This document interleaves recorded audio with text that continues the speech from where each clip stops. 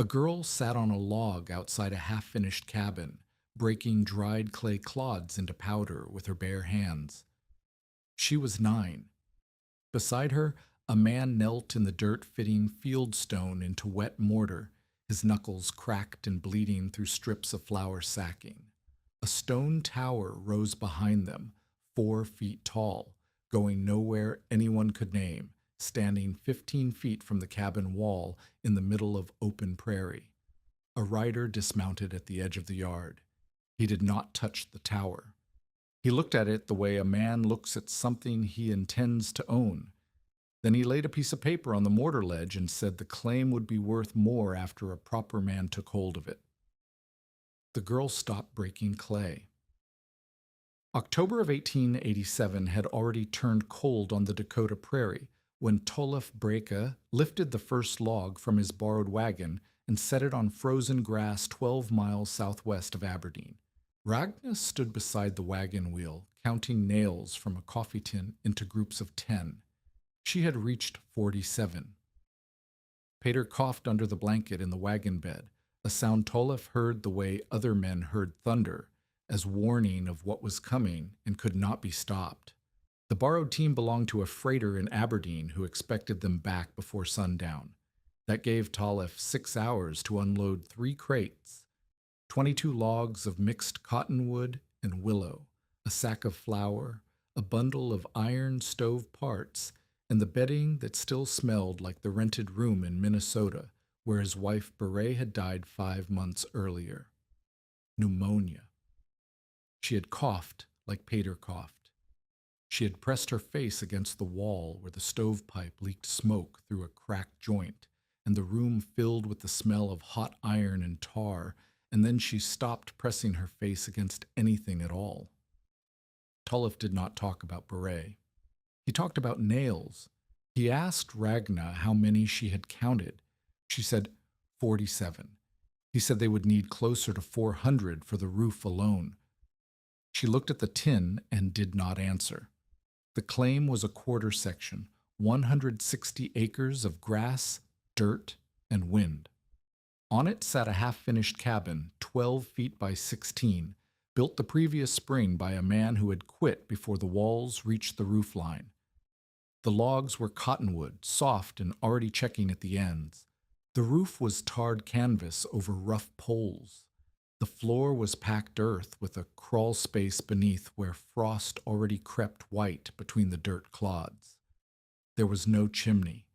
There was a hole cut through the south wall where a chimney should have been, and the hole was stuffed with rags and a piece of tin sheeting. Tolef had taken this claim because the alternative was worse. In Minnesota, with Beret dead and no family within 300 miles, he had 2 choices: hire himself out as day labor and board the children with strangers, or take land and bet everything on his own hands.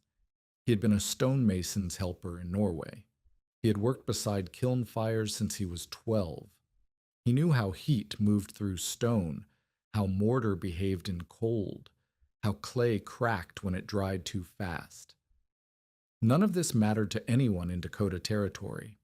What mattered was wood, and he had almost none. 1 3/4 cord sat in a rough pile beside the cabin. Mixed willow and cottonwood, most of it green, cut by the previous claimant and left to season in a heap that had instead soaked through 2 rainstorms and begun to rot at the contact points. Tolef split a piece and smelled it, wet heartwood, sap still dark. This was not fuel. This was smoke waiting to happen. He had $31 in paper currency folded inside his boot. He owed Merritt Sloan, who kept the store and extended credit to settlers, $22 for flour, stove iron, nails, and freight charges. The note came due in mid-January. Tolef had $9 of margin between himself and debt collection, and $9 would not buy a cord of dry hardwood, even if dry hardwood existed within hauling distance, which it did not. The team driver called from the road. Tolef still had 2 crates on the wagon. He lifted them both at once, one under each arm, and his shoulders screamed from 6 hours of labor that had started before dawn. He set the crates beside the cabin wall. Ragna had stopped counting nails. She was looking at the cabin the way children look at things they already understand are wrong, not with disappointment, but with a quiet, practical dread. Tolef told her to take Peter inside. She carried her brother through the low doorway. Tolef heard Peter cough twice, then silence. He stood alone beside the borrowed wagon in the last hour of October daylight and watched the team driver turn toward Aberdeen without looking back. 3 days after Tolef's arrival, Deacon Abel Whitcomb rode up the section track on a gray mare with a blanket tied behind the saddle. Whitcomb was 58, built like a fence post left in the ground too long, still upright, but leaning. He had survived 12 Dakota winters.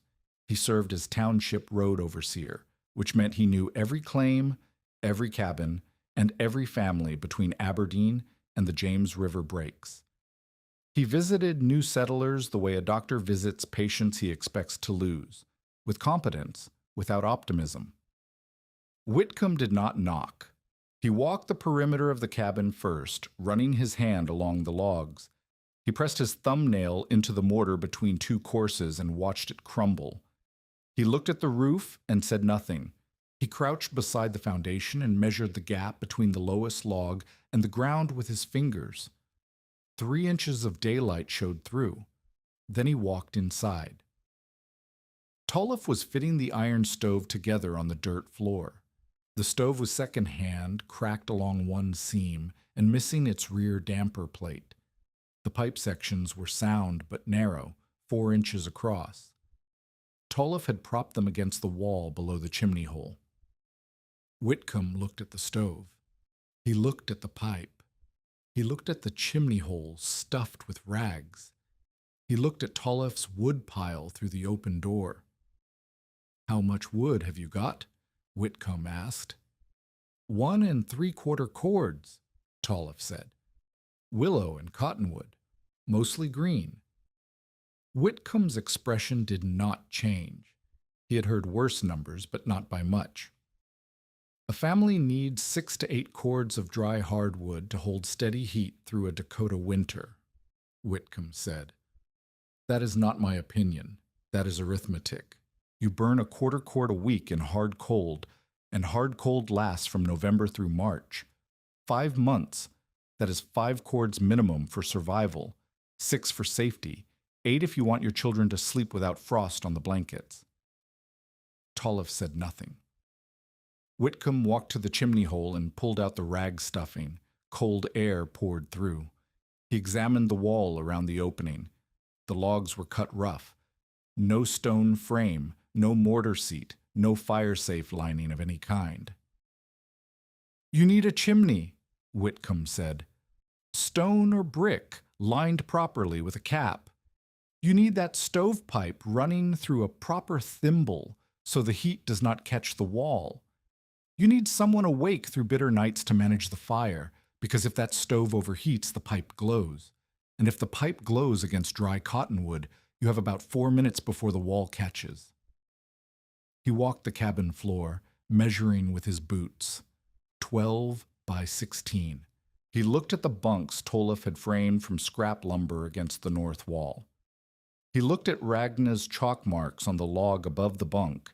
She had been measuring something, though Whitcomb did not ask what. "You have a house that leaks heat from every direction," Whitcomb said. "You have wood that will smoke worse than it burns. You have children too small to wake and tend a fire before it dies or runs hot." He paused. "And you have no chimney." Tolef set down the stove piece he was holding. "I know what I have."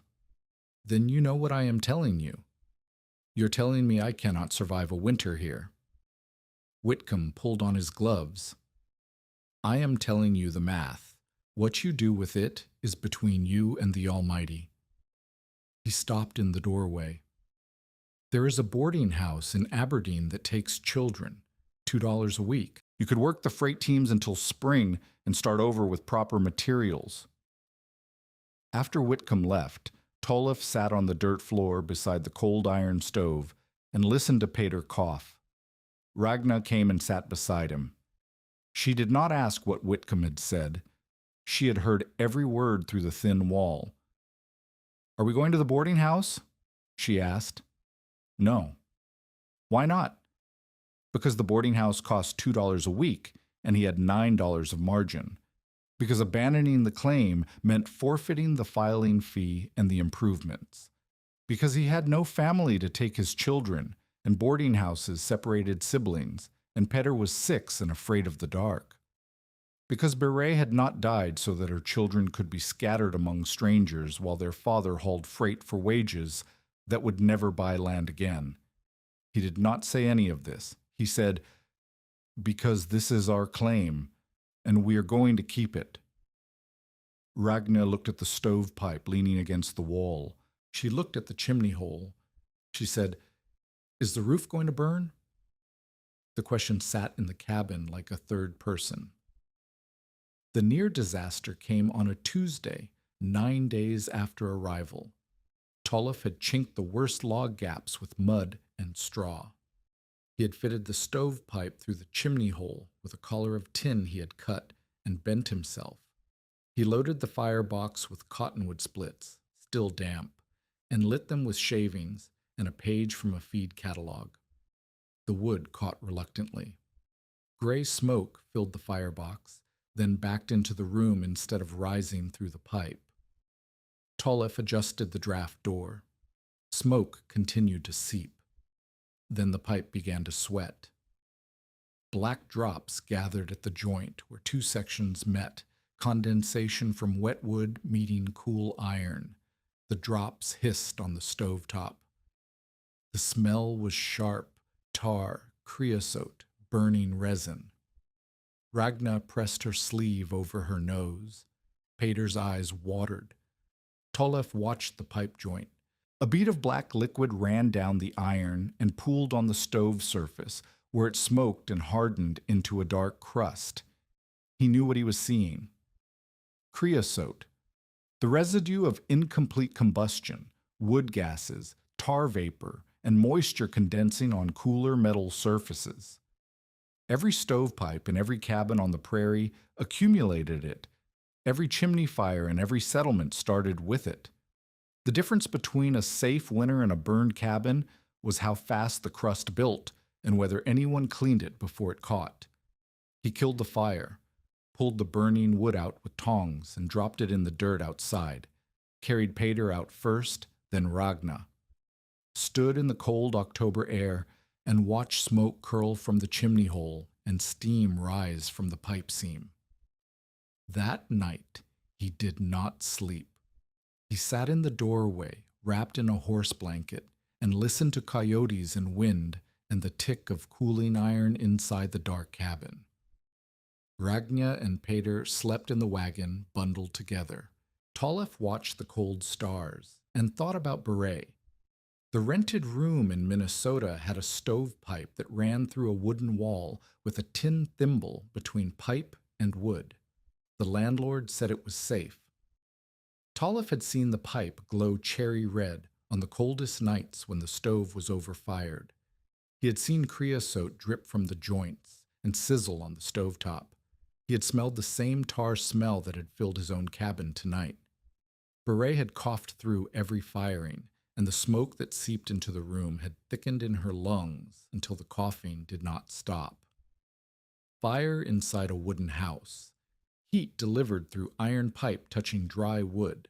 Soot and tar building in a passage no one could see until it caught. This was the system. This was how the prairie heated itself. And this was what killed people, not always by cold, but by the remedy for cold. The thought that changed everything arrived not as an idea, but as a sensation. Tolliff had removed a flat stone from the stove's edge earlier. He had placed it there to warm as a bedstone for Pater. He had dropped it when the smoke forced him outside. Now, hours later, he climbed back into the cabin to retrieve it and found the stone still warm in the dirt beneath the floorboards. Not the stove-hot warmth of iron, a deeper, slower warmth. The stone had given its heat to the packed earth beneath the cabin floor, and the earth had held it. He knelt on the dirt floor and pressed his palms flat. Warm. Hours after the fire had died, the ground still held the heat the stone had carried into it. He thought of his father in Norway, a kiln yard outside Stavanger, blue smoke rising from the brick lamp, and his father placing Tollef's hand on two stones, one thin, one thick. The thin stone burned hot and went cold in minutes. The thick stone barely warmed, but an hour later it was still warm when the thin stone had forgotten the fire entirely. His father had said, "Heat does not vanish when flame dies. It hides in mass. The thicker the mass, the longer it hides." Tollef pressed his hands deeper into the dirt floor. He closed his eyes. What if the fire never entered the cabin at all? Not a stove inside, not a pipe through the wall, not creosote building and a passage that touched wood.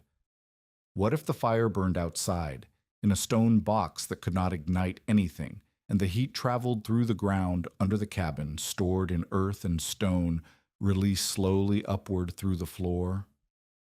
He stood and found a split board and the stub of a carpenter's pencil. He drew by candlelight, a firebox, stone-walled, open-topped for loading, standing 15 feet from the cabin, far enough that no spark could reach the logs, far enough that Beret would have lived.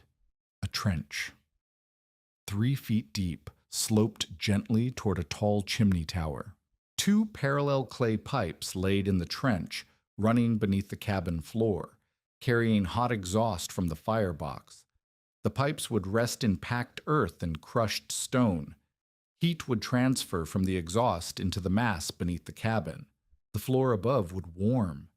Not instantly, the earth drank heat slowly, like the thick stone in his father's hand, but steadily, and it would hold that warmth for hours after the fire burned low. A chimney tower, 20 feet tall, built of field stone and mortar, standing at the far end of the trench. The height would create draft. Hot air rising through the tall column would pull cooler air into the firebox through the buried pipes and up. The taller the tower, the stronger the pull. No pipe through the cabin roof, no iron touching wood, no creosote building where it could catch the house. Clean-out stones at both ends, flat stones that could be lifted so a man could reach into the pipe, runs and scrape ash and soot before they choked the passage. Marte would later teach him better, overlapping joints, shingled entries, ash lips, but the principle was already sound that night, drawn in pencil on a split board by a man who had learned about heat before he learned about cold. Jonas Rusk showed up 3 days later, not to help but to borrow a splitting wedge. He found Tollef in the yard driving stakes into the ground 15 feet from the cabin wall, measuring a 4-foot by 4-foot square with a rope. Jonas was 32, thick through the shoulders, a teamster who hauled grain and lumber between Aberdeen and the smaller settlements. He had 4 children, a wife named Elma who did the thinking for both of them, and a cabin with a good stone chimney that had been built by an actual mason the year before. He was not cruel. He simply could not understand what Tollef was doing. "What is the square for?" Jonas asked. "A firebox," Tollef said. "Your firebox is inside, on the stove." "Not anymore." Jonas watched Tollef pound another stake. He looked at the cabin, then at the stakes, then at the cabin again. "You're building a fire pit 15 feet from your house." "A firebox, stone-walled, connected to the cabin by buried pipes." "Pipes. Clay pipe, 8 inches wide, beneath the floor. The heat from the fire will travel through them and warm the earth under the cabin." Jonas set down the splitting wedge he had come to borrow. He took off his hat and rubbed his head, which was what Jonas did when he was trying to decide if someone was joking. "The heat from the fire," Jonas repeated slowly, "will travel through pipes in the ground 15 feet and warm your cabin." Yes, and the fire will be outside, where the wind is, in a stone box. And the smoke goes up through a tower, 20 feet tall, standing at the end of the trench. Jonas put his hat back on. He looked at the stakes. He looked at the cabin. He bent down and picked up the splitting wedge. Tolef, he said, a chimney 15 feet from the house heats nothing but gophers. Tolef did not argue. He knelt beside the firebox stakes and started cutting sod with a spade. But he needed Jonas to understand one thing. He called Jonas back and held out two objects, a nail he had heated in the stove until it glowed at the tip, and a stone he had warmed on the stove surface for an hour. Hold your hand near the nail, Tolef said. Jonas did. The heat bit immediately. Now hold it near the stone. Jonas did. Warmth, steady and broad, without the sharpness. Now put them both beside dry shavings. Jonas did not need to. He understood the demonstration even if he did not believe the application. The nails scorched the shavings brown in seconds. The stone sat among them, warm, and nothing caught. The nail is your stovepipe, Tolef said. The stone is my floor. Jonas looked at him for a long moment. Then he picked up the wedge and walked toward his wagon. Over his shoulder he said, You will freeze, and your children will freeze, and I will have to explain to the county why I did not stop a madman from burying his chimney in a gopher run. He said it without malice. He said it the way men say things they believe are true and wish were not. The construction made Tolef visible. The stone base rose beside the cabin like a monument to something no one could identify. Men passing on the section road slowed their teams to stare. Two boys from a claim east of town rode over on a mule specifically to see what one of them called the Norwegian lighthouse. The joke caught hold. Within a week, half the settlement had a version of it. At Sloane's store, the talk hardened. Merritt Sloane stood behind his counter weighing flour and delivering verdicts. He told anyone who asked that Tolef Brecka was building ruins, the word chosen to suggest that the structure was already a failure before it was finished. Sloane was 46, lean, precise in his dealings, and patient in the way that creditors are patient when they know time works for them. He held Tolef's note. He held several other notes, too. He understood that a failed claim reverted to available land, and available land could be acquired cheaply by a man who controlled the local credit. Sloane did not need Tolef to fail, but he stood to gain if it happened, and he was not the kind of man who ignored an advantage. The threat became specific on a gray afternoon when Sloane rode out to the claim.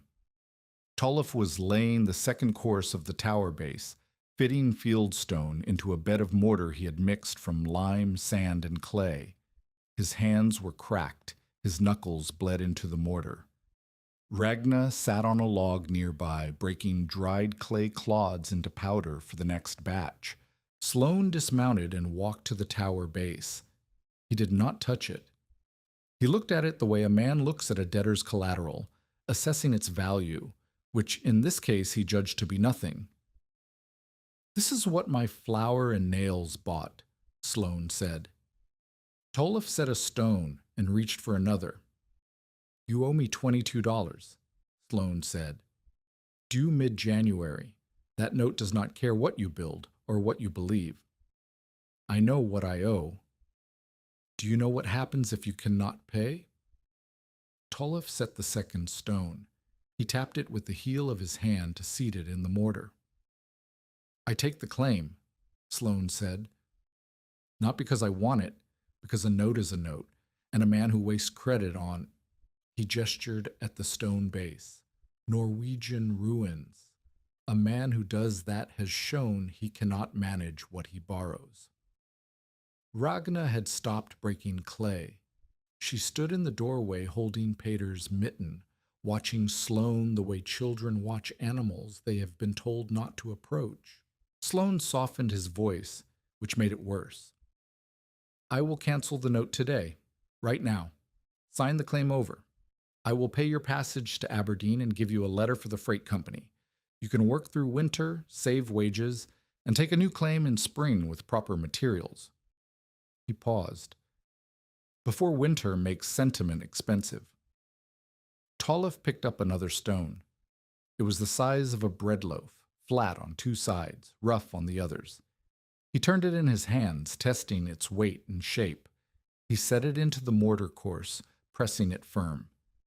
He picked up the next. I will be here in January, Tolliff said.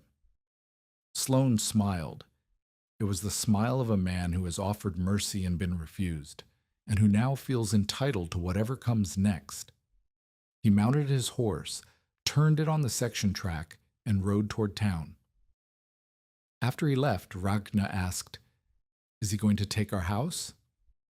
Tolliff looked at his daughter, 9 years old, counting nails, breaking clay, standing in doorways watching men who wanted what her father had. No, he said. He went back to the stone. His hands bled. The mortar set gray around his knuckles. 4 feet of tower stood above the prairie, and 16 feet remained, and winter was coming, and he had no help, and he had almost no wood, and the man who sold him flour was counting the days until the note came due. Tell us in the comments, have you ever built something other people dismissed because they could not see what it was becoming? That week, the social cost of Tolliff's project became tangible. Sloane mentioned to Jonas Rusk, casually beside the feed bins, that a man who lent his team to help build a folly might find his own credit scrutinized come spring. Jonas had 4 children. His credit bought seed, flour, coffee, and medicine. He could not risk it for a neighbor's stone tower. So when Tolliff asked to borrow the team for one afternoon to haul field stone from a coulee 2 miles south, Jonas said no. He said it to the ground, not to Tolliff's face, and he said he was sorry. And then he drove his wagon to Sloane's store and bought salt without meeting anyone's eyes. The township boys stopped coming by.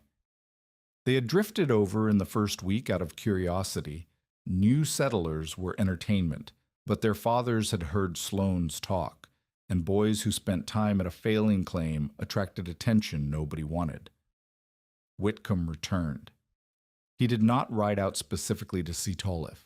He was checking road conditions along the section line. But he stopped, and he looked at the tower base, and he said what he had said before with new weight behind it. Pride kills faster than cold in this country, Whitcomb said. I have seen men freeze because they would not ask for help. I have seen men burn because they trusted their own invention over what works. You have children, Tolliff. Children do not care about pride. They care about warmth. Tolliff almost yielded, not because Whitcomb was wrong. Whitcomb was right about every number, every risk, every cord of wood, but because Pater's cough had worsened that week, and the sound of it in the cold cabin at night was the sound of Beret dying in a room where the stovepipe leaked. And if Tolliff's invention failed, he would have killed his children with the same stubbornness that was supposed to save them. He stood in the half-built tower's shadow and thought about the boarding house in Aberdeen. $2 a week. Ragna counting nails. Pater coughing in a stranger's bed. Then Ragna came outside and stood beside him. She did not say anything. She picked up a piece of dried clay and began crumbling it into powder for mortar. After a moment, Pater came out too, wrapped in a blanket, and began stacking the smaller stones into a pile where Tolliff could reach them. Tolliff picked up his trowel. He set another stone. The labor of building alone nearly broke him in the first 2 weeks of November. The coulee south of the claim held glacial fieldstone in its banks, granite and quartzite, good dense stone that would hold heat and stand against weather. But each trip on foot took most of a day. He could carry enough stone for 1 or 2 tower courses per trip. His shoulders cramped. His lower back seized on the third morning so badly that he crawled to the water bucket and pressed cold rags against his spine until he could stand. He wrapped his cracked palms in strips of flour sacking. The wraps soaked through with blood and mortar by midday and stiffened into gray casts by evening. Ragna washed them each night and hung them by the stove to dry. And in the morning, Tolef wound them around his hands again and went back to the stone. The tower grew slowly. By the second week of November, it stood 6 feet above its base. Each course took longer as the height increased because Tolef had to lift every stone above his head and hold it while the mortar grabbed. He built a rough scaffold from scrap lumber, but the scaffold wobbled, and on the fourth day, a stone slipped from his grip and struck his forearm hard enough to raise a bruise the color of a plum that lasted 3 weeks, 6 feet of tower, 14 to go. And the ground was beginning to freeze. He could feel it in the mornings when he dug at the trench line. The spade met resistance where 2 weeks earlier it had cut through prairie loam without complaint. By mid-November, the top 2 inches were frozen each dawn. By the end of the month, it would be 4 inches, then 6. Then the ground would lock entirely, and no amount of digging would open it again until April. Tolef had not yet begun the trench.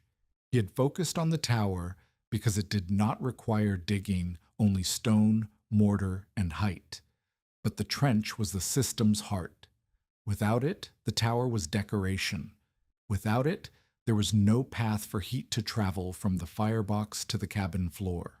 Without it, Sloane was right. He was building ruins.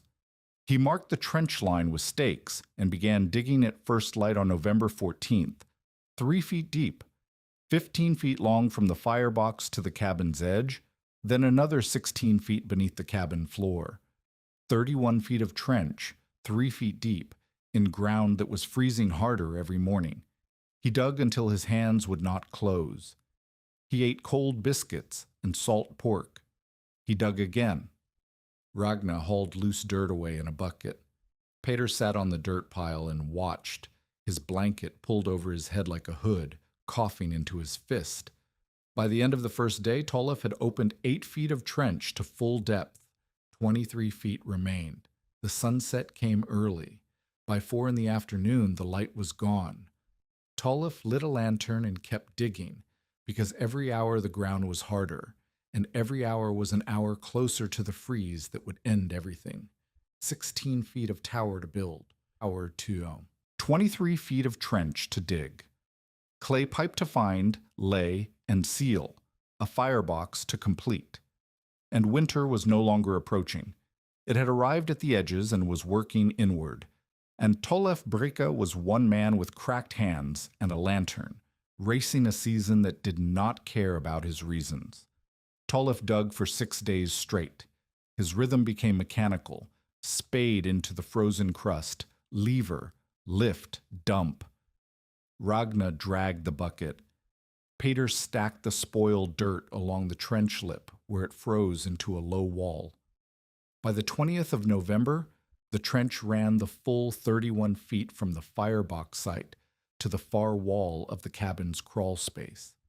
3 feet deep, sloped 1 inch every 8 feet toward the tower, measured with a plumb line and a tin cup of water that Tolef poured into the trench bottom and watched creep toward the low end.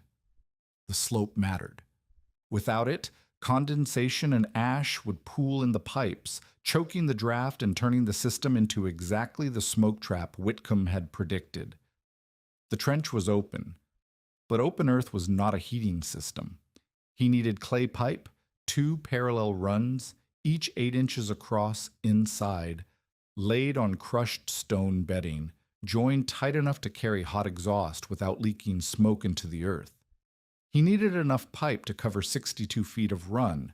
He had none. The General Mercantile in Aberdeen did not stock clay drain tile. The nearest supplier was a brickyard in Huron, 70 miles south, and Tolef had no team, no wagon, and $9. He asked at the freight office whether anyone was hauling tile north. No one was. He asked at the livery whether anyone had scrap pipe from a drainage job. The stableman laughed and said this was cattle country, not Holland. Tolliff walked back to his claim in the dark. The temperature was 11 degrees above zero. His boots cracked through the crust of old snow, and each step sounded like a bone breaking. He had a trench, a half-built tower, a plan drawn on a split board, and no pipe to make any of it work. The ground would freeze solid within 2 weeks. After that, he could not dig, could not set pipe, could not pour mortar.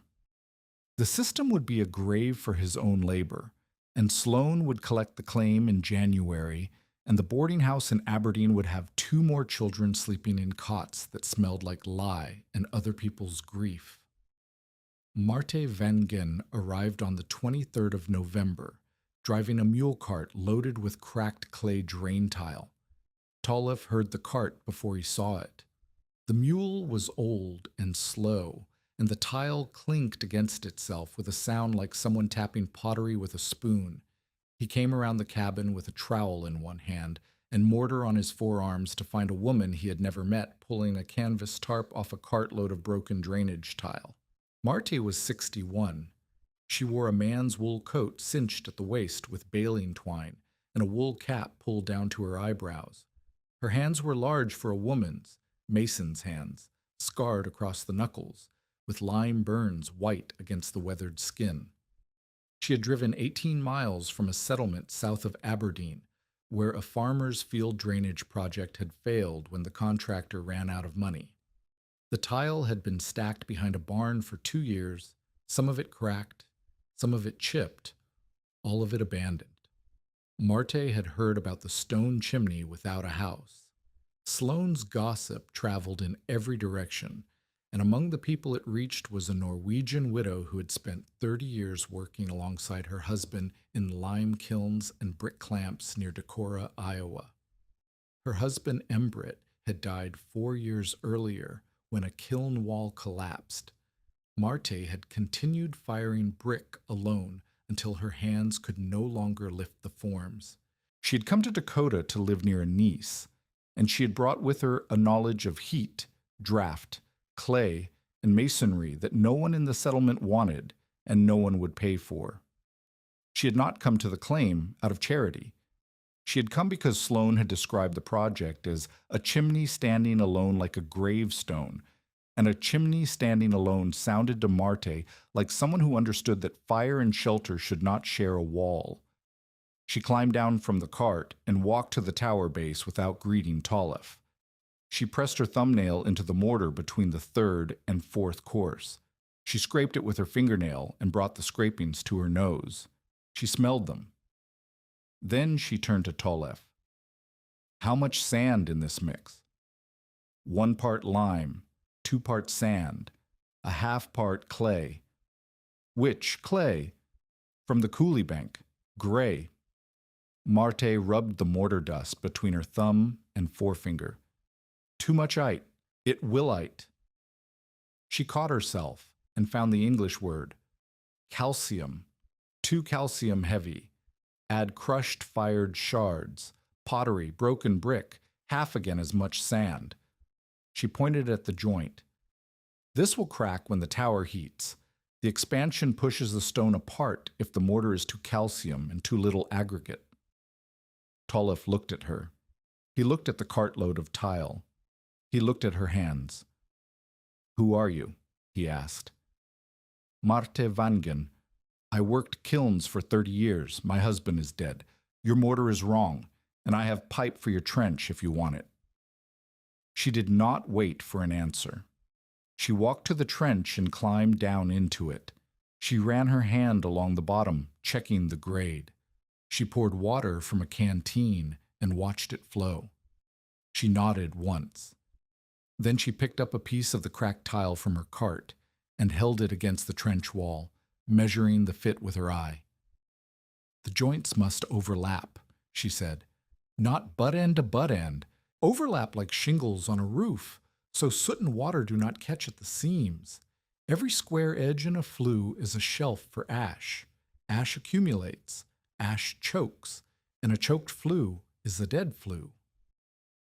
Tolliff climbed into the trench beside her. They were two people standing 3 feet below the prairie in a ditch that smelled like cold earth and clay dust, and Tolliff understood in that moment that she was not here to help him. She was here because she recognized the work, the way a musician recognizes a song played badly, but with the right notes. "You test clay by smell," she said. It was not a question. "My father taught me." "So did mine." She set the tile piece down and looked at the tower. "How tall?" 20 feet. Draft will pull at 20, barely. You will need to preheat the column before you light the main fire, or cold air will sit in the tower like a cork in a bottle. "I know." "You know because someone told you, or you know because you have done it?" "Because someone told me." "My father." "Then you do not know yet, but you will." Marte stayed. She slept in her cart the first 3 nights, wrapped in horse blankets, until Ragna insisted she sleep inside by the stove.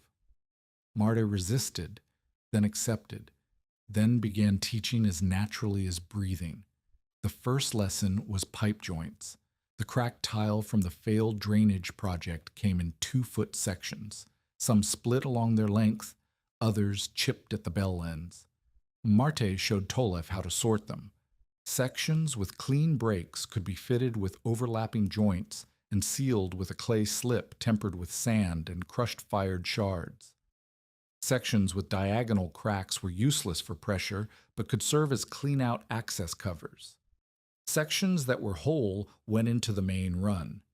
She mixed the sealing slip in a wooden bucket, working the clay with her hands until it reached the consistency she wanted. She added sand from the coulee, then crushed shards from a broken crock Ragna brought from the cabin. She tested the mix by rolling a thin cord of it between her palms and bending it around her finger. If it cracked, too dry. If it stuck, too wet. If it bent clean and held its shape, it was ready. "Every joint you seal today will be tested by fire tomorrow," she said. "If the slip shrinks when it dries, the joint opens. If the joint opens, smoke enters the earth instead of the pipe. And smoke in the earth does not warm a cabin, it poisons one." The second lesson was clean-out access. Marte insisted on flat stone covers set at both ends of each pipe run, and at the junction where the pipes entered the cabin's crawl space. Tolliff wanted to seal them permanently to prevent leaks. Marte refused. "Every hidden passage becomes a grave for ash if a man cannot reach it," she said. "You will fire this system for months. Ash will build. Creosote will form, less than in a stovepipe because the pipes are cooler, but it will form. If you cannot open the passage and scrape it clean, the buildup will narrow the flue, slow the draft, and eventually the system will smoke backward into the cabin. Your children will breathe what was meant for the tower." She made him set the clean-out stones with mortar on 3 sides only, leaving the 4th side sealed with clay slip that could be broken and reformed. She made him mark each clean-out's location with a stone set into the ground above it, visible even under snow. The third lesson was draft. On the morning after they had laid the first 12 feet of pipe, Marty lit a small bundle of straw at the tower's base and held a rag near the firebox opening. The rag hung limp, no pull. "Cold air is heavier than warm air," she said. "Right now your tower is full of cold air sitting like a stone column. The fire at the base cannot push it out. You must warm the column first." She twisted another straw bundle, lit it, and held it inside the tower's opening at ground level. Smoke curled upward into the tower. After 3 minutes, she held the rag at the firebox again. This time the rag trembled and bent inward. The tower was drawing. "Every morning," she said, "before you light the main fire, preheat the tower with a small flame, or the system will not pull. Forget this once in a blizzard, and you will have smoke in the floor." Tolef watched the rag bend and committed the motion to memory. He would perform this ritual every morning for the next 30 years, but he did not know that yet. He only knew that the rag moved, and that Marte Vangen knew why, and that her knowledge was not the knowledge of books, but of hands that had built and fired and failed and built again. November became December, and the work accelerated into a race. The ground froze deeper each morning. Tolef and Marte laid pipe from first light until they could not see the joints. Ragna mixed clay slip in the bucket and carried it to the trench in tin cups. Peter gathered straw for packing around the pipe joints where they passed through the stone-lined entry box beneath the cabin floor. The setbacks came in clusters, as setbacks do. A November rain, unseasonable, cold, half sleet, collapsed 12 feet of trench wall on the east side. Tolef and Marte spent an entire day redigging and shoring the wall with scrap lumber. The rain soaked the clay slip they had prepared, turning it back to mud. They mixed a new batch the following morning with numb fingers. One pipe section cracked overnight when frost caught moisture in a hairline flaw. The crack ran the full length of the section, splitting it open like a seed pod. Marty cut the cracked section out and patched the gap with two shorter pieces overlapped and sealed with double-thickness slip. The repair cost half a day. Then Sloan made his move. Tolef needed 12 more full tile sections to complete the second pipe run beneath the cabin. He sent word to the brickyard in Huron through a freight driver, asking about price and delivery. 2 days later, the freight driver returned with news. Merritt Sloan had ridden to the freight office and purchased every piece of drain tile the yard had ready to ship, 12 sections, exactly the number Tolef needed. Sloan did not need drain tile. He needed Tolef to fail. The news landed like a physical blow. Tolef sat on the edge of the trench with his head in his hands while Marte studied the remaining tile in her cart. She counted. She measured. She held pieces together and tested gaps. "We have enough whole sections for one full run and 2/3 of the second," she said. "The remainder we build from salvage, broken pieces, overlap joints, double sealed. It will leak. It will leak less than nothing, and nothing is what Sloan intends for you." They worked with what they had. Marte cut broken tile sections with a mason's chisel, shaping them to fit the gaps. The salvage joints were rougher, thicker with slip, and took twice as long to set. But they held. Each one held because Marte tested it with a candle flame at one end and her hand at the other, feeling for the faintest wisp of warm air that would mean a crack in the seal. On the first day of December, Whitcomb returned. He dismounted and walked the site without speaking. The tower stood at 14 feet. The trench was covered with packed earth. The firebox sat complete, a 4-foot square stone box with walls 18 inches thick, open at the top for fuel loading, with a stone damper slab that could be slid across to control airflow. The cabin floor had been lifted onto new joists set above the pipe runs, and the packed earth between the pipes and the floorboards had been tamped and leveled. Whitcomb knelt beside the firebox and looked inside. He followed the trench line with his eyes to the cabin wall. He walked to the tower and looked up.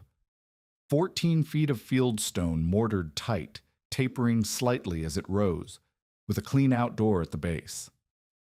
"You're serious," he said. "I was always serious," Tolef said. "This is a smoke trap.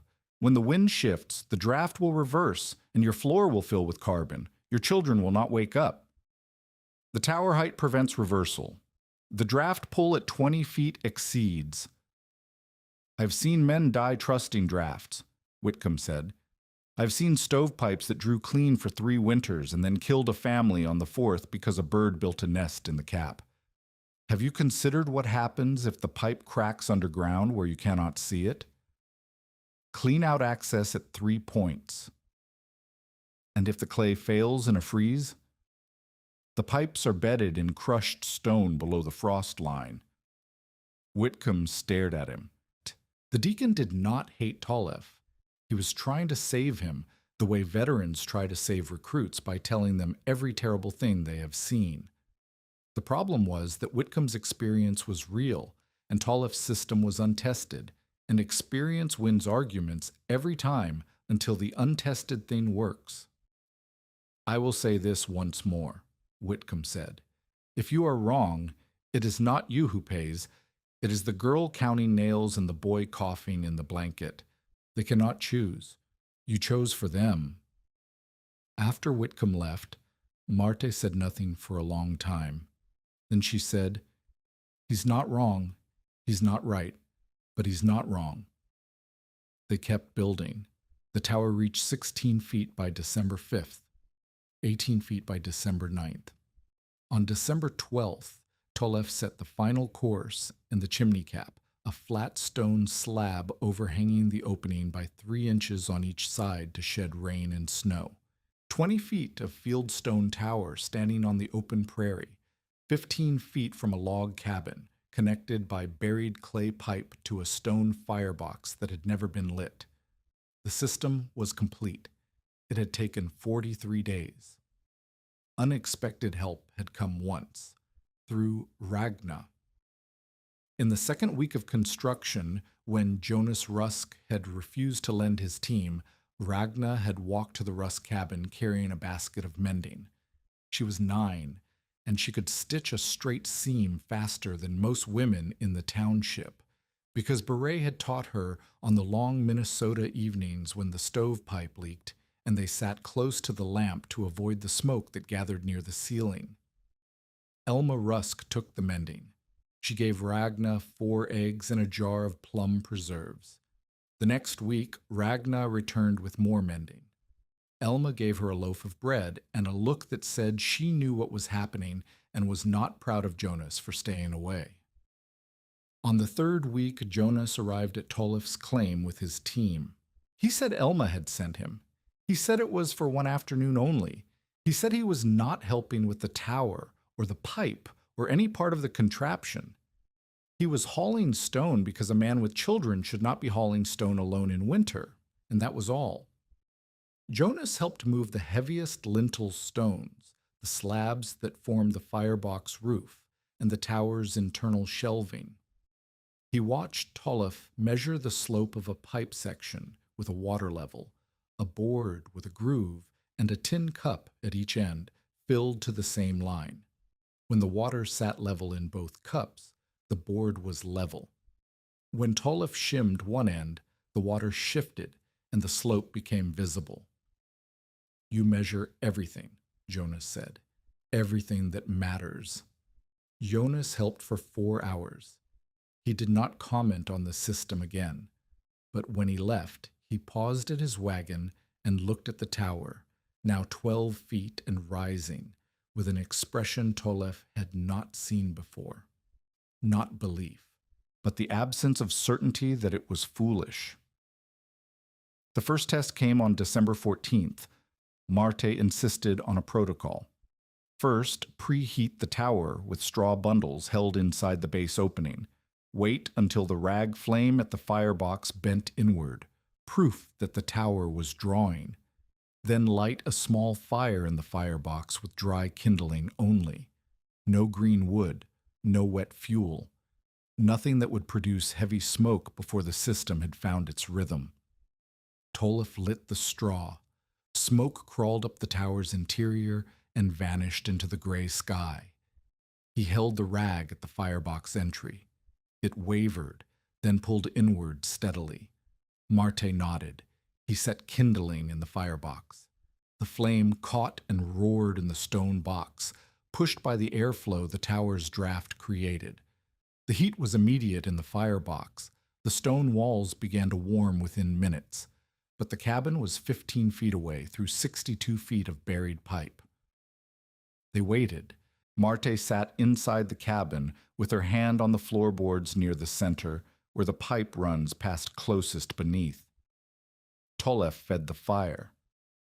Ragna stood at the floor vent, a stone-framed opening in the cabin floor through which air from the buried system could be felt, and held a candle.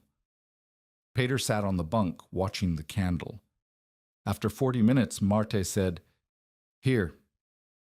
Her hand felt warmth in the floorboards, faint, like the ground remembering summer. After 90 minutes, the warmth was unmistakable. The boards near the center of the cabin were warm to the touch. Not hot, warm. The temperature at the floor vent read above the air temperature in the room. Ragna's candle flame bent gently inward at the vent, drawn by the draft system pulling air through the buried pipes. Tollef placed tin cups of water at 3 points, near the door, near the bunks, near the far wall. The center cup lost its chill first, the door cup last. After 6 hours of steady firing, the cabin held 52 degrees inside when the outside temperature was 8 degrees above zero. No smoke entered the cabin. No sparks rose from any surface. No stovepipe glowed against dry wood. The heat came from below, from the earth, stored in the packed stone and dirt that Tollef and Marte had tamped between the pipes and the floor. Ragna slept that night without wrapping her feet in a shawl. Pater's cough did not wake him, but the test was mild weather. 8 above zero was a cold night, not a killing night. The system had warmed a cabin in ordinary cold. It had not yet faced what Whitcomb meant when he said real weather. Whitcomb heard about the test within 2 days. News traveled fast in a settlement with nothing else to talk about. He came by and pressed his hand to the floor. He admitted the boards were warm. Then he said, 52 degrees in ordinary cold means nothing. Wait for 40 below. Wait for wind that puts out a stove. Wait for a chimney fire that starts because a man overfired green wood in panic. And then tell me your buried pipe is safer. Sloane said the note was still due. January was 3 weeks away. Jonas came by uninvited and touched the floor himself. He stayed longer than he intended. He pressed his hands flat on the boards the way Tollef had pressed his hands into the dirt that first night after the stove scare. When he stood, he said, "The floor is warm, but one cracked pipe could smoke your children in their beds. You know that." Tollef knew. Marte knew something else. She had watched the sky and the wind and the barometer at Sloane's store. She told Tollef that old-timers in the southern settlement were talking about pressure drops and Arctic air moving through the northwest. Telegraph talk from stations in Montana mentioned severe cold. The prairie was quiet the way it got quiet before something broke. "The system's real test will not be heat alone," Marte said. "It will be wind, draft reversal, whether you can keep the outside firebox fed in a whiteout, whether the tower draws when a gale hits it sideways. We do not know these things yet. Nobody does." Tollef looked at the tower standing black against the December sky. 20 feet of stone he had hauled and stacked and mortared with cracked hands and Marte's corrections. Buried beneath his cabin, 62 feet of clay pipe sealed with salvage joints and slip mixed by a 9-year-old girl. A firebox that had burned once in mild weather and performed as designed. Everything he had was in that system. Everything his children needed was in that system, and it had not yet been tested by anything that wanted to kill them.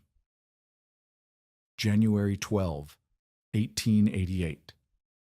The morning broke warm. That was the first wrong thing. In Dakota Territory in January, a warm morning was not a gift. It was bait. The temperature rose above freezing before noon. Snow crust softened. Water dripped from eaves. Children who had been locked inside for weeks ran out into the mud and watery light. School teachers opened windows. Settlers who had been waiting for a break drove to town for supplies, for mail, for the simple human need to see someone besides their own family. Tollef did not go to town. He stood outside the cabin at 10 in the morning and looked northwest. The sky there had a color he did not like, a yellow-white glare, flat without definition, as if the horizon had been erased and replaced with a wall of light. The air was still, too still.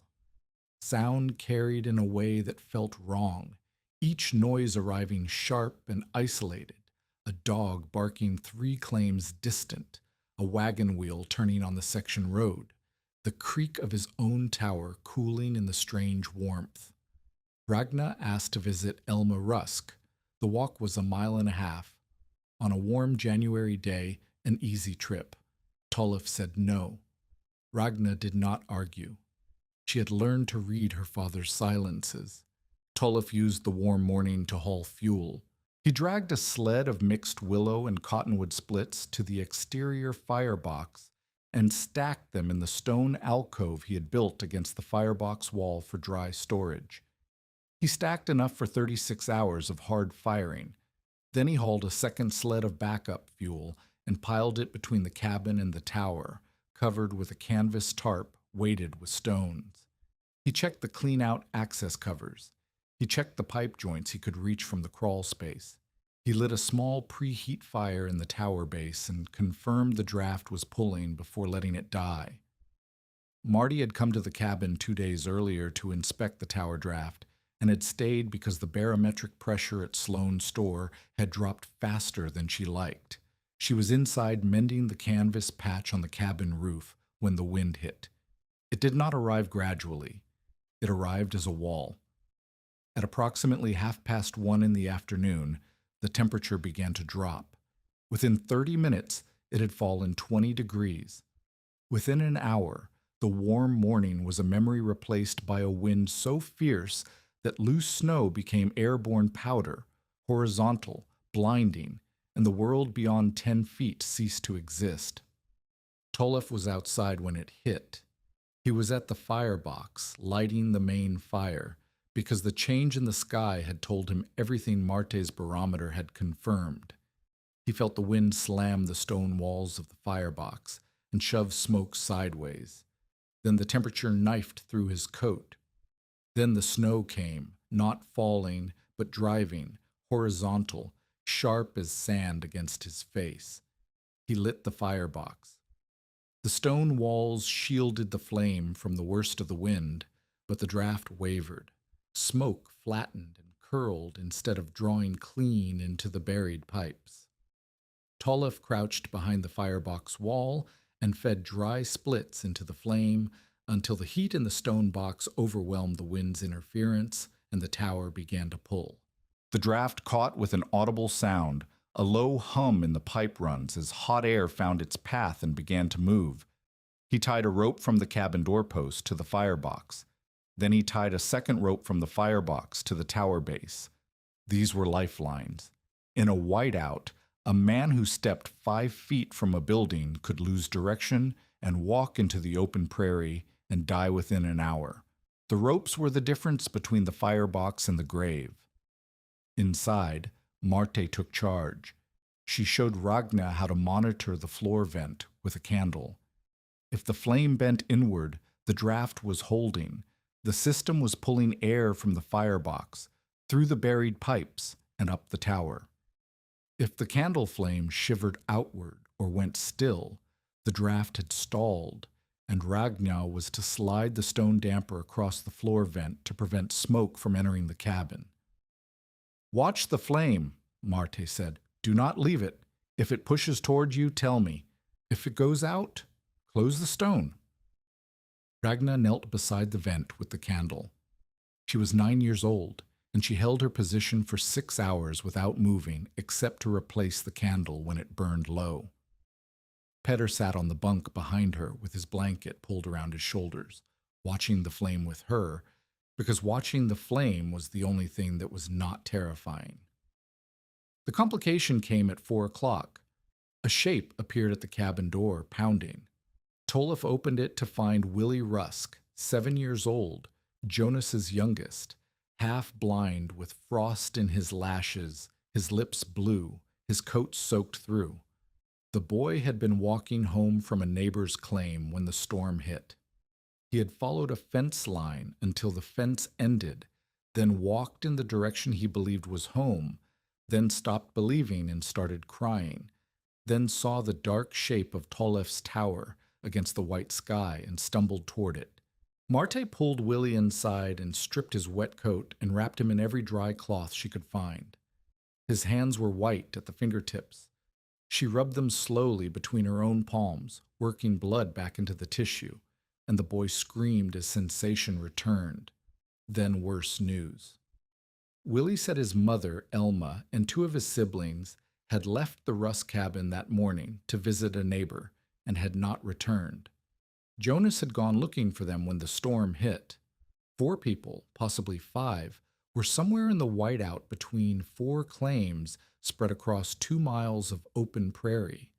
The storm was worsening, the temperature was still falling, and Tolef's cabin, heated from below by buried pipe, was the only structure in the immediate area that was warm without a dangerous fire burning inside it.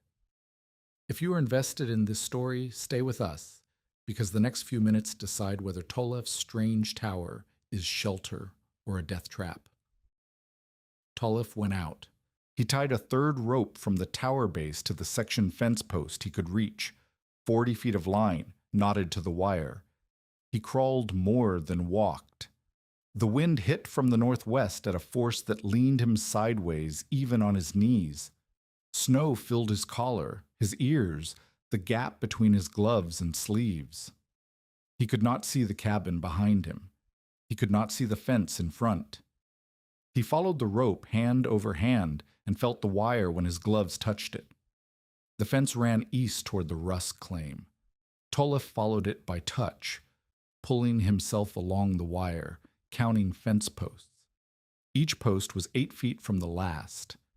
He counted 12 posts, 96 feet. Then the wire went slack, a broken section, snapped by ice or cattle. He was blind in the whiteout with no guide. He shouted. The wind took his voice and threw it back. He shouted again. Nothing. He crouched beside the last standing post and pressed his face into his coat and breathed his own warm air and tried to think. Elma would have been walking the same fence line. She would have known to stay with it. If the wire was broken here, she might have stopped here, sheltered against the post, or she might have tried to cross the gap and lost the line entirely.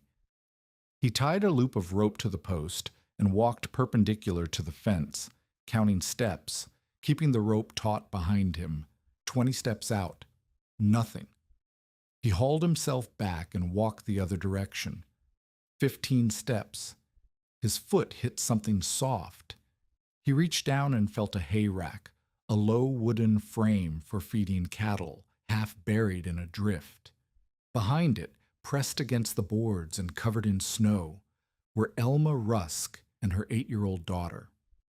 Elma was conscious but could not stand. Her daughter was crying without sound, her mouth open and no voice coming out. Tolef pulled them up. He wrapped the rope around Elma's waist and his own. He carried the child against his chest with one arm and held the rope with the other. They followed it back to the post, then along the fence wire, then along the rope from the fence to the tower, then along the rope from the tower to the cabin. He opened the door and pushed them inside. Marte was already moving. Blankets, warm water from a pot she had set on the heated floorboards, dry clothing pulled from Ragna's trunk.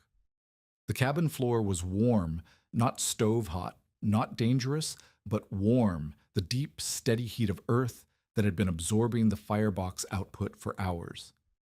68 degrees near the center, cooler near the walls, survivable everywhere. Elma could not stop shaking. Marte laid her on the floor, directly on the warm boards, and covered her with blankets.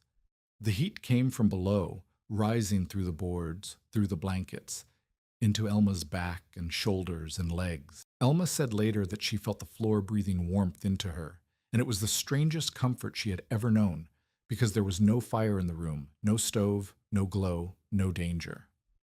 only warmth rising from the ground like something the earth had been keeping. But Jonas was still missing, and Tolef had to go back outside because the firebox needed fuel. The exterior firebox was both the system's greatest strength and its most brutal demand. The fire was outside. The cabin was safe. But someone had to feed the fire, and outside was a killing field. Tolef crawled along the rope to the firebox every 2 hours. Each trip took 15 minutes, 5 minutes out, 5 minutes loading fuel and stoking, 5 minutes back. Each trip cost him heat he could not afford to lose. His gloves froze stiff between trips. His face burned where the wind-driven snow scoured exposed skin. On the third trip, he slipped on ice near the tower base and fell against the stone. His ribs hit the corner of a ledge stone, and the pain buckled his knees. He knelt in the snow beside the tower, unable to breathe for 30 seconds, and watched the snow stream past in the lantern light he had hung from the firebox wall. He stood up and loaded the firebox. He crawled back to the cabin.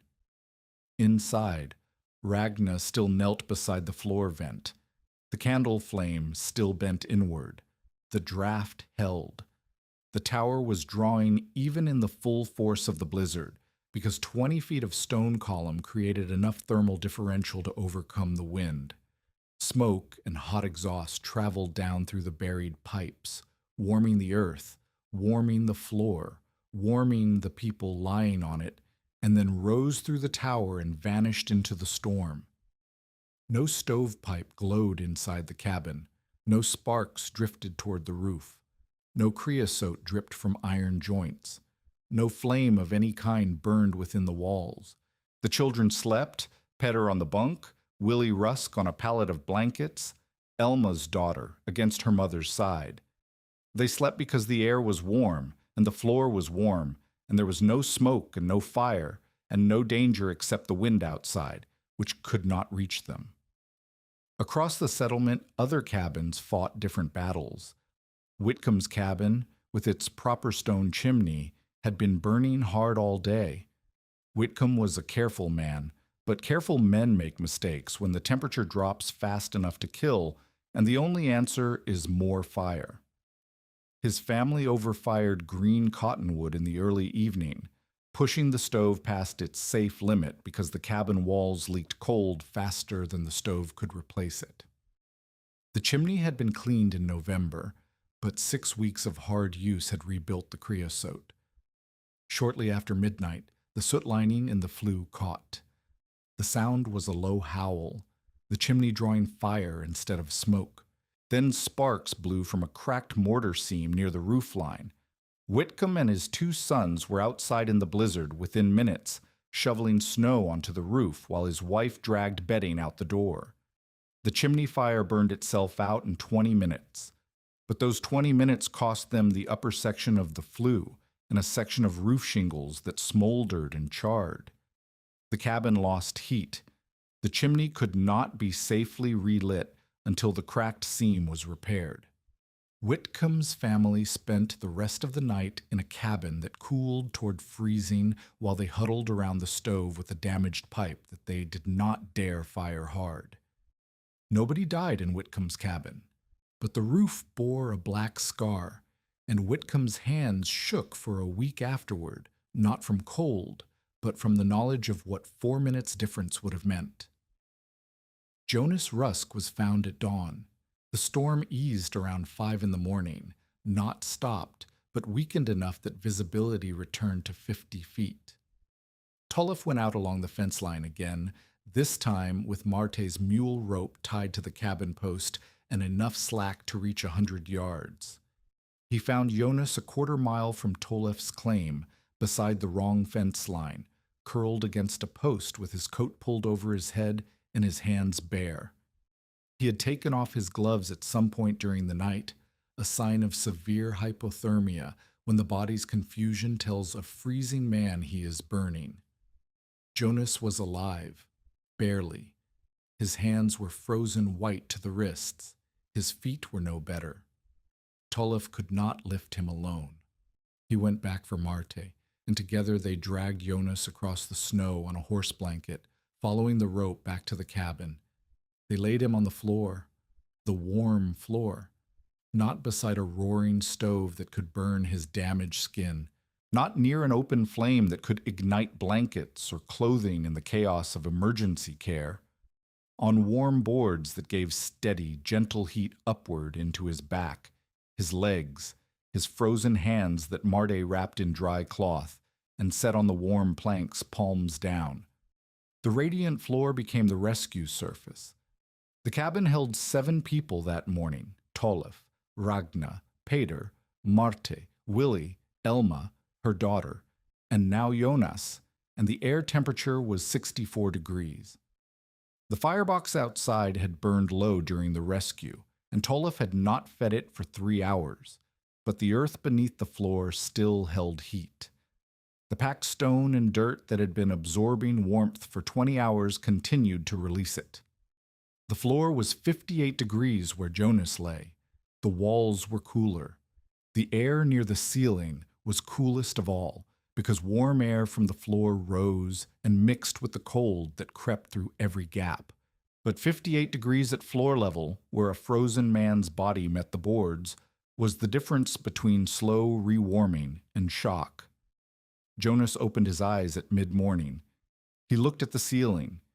He looked at Elma, who was sitting beside him holding his wrapped hands.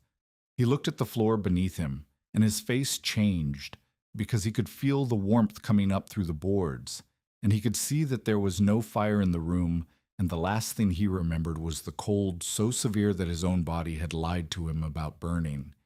He did not speak for a long time. Then he said, "The floor's warm." "Yes," Tolef said. "How?"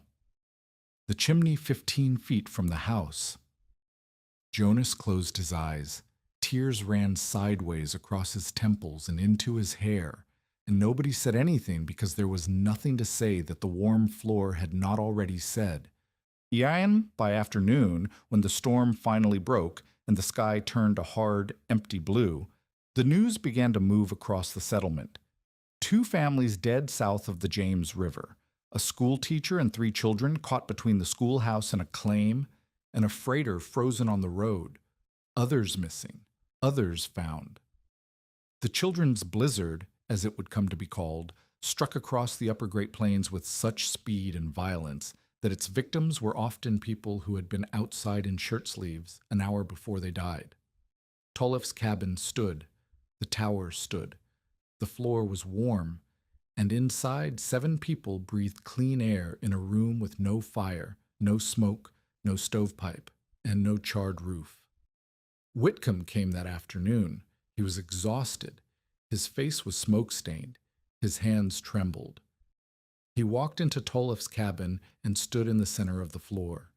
He took off one glove and pressed his bare palm flat against the boards. He held it there for a long time. He did not speak. He pressed his hand against the warm floor that had no fire beneath it, and no fire above it, and no fire anywhere inside the walls. And the warmth rose into his palm from the earth itself, stored there by a stone tower and clay pipes, and a firebox that stood 15 feet from the house. Marte watched from the doorway. Ragna watched from the bunk. Peter slept. Willie slept. Elma held Jonas's hands. And Whitcomb, 12-winter veteran township road overseer, the man who had told Tolef that pride kills faster than cold, knelt on the floor of a cabin he had called a death trap and felt the heat that had saved the people he had expected to bury. He stood.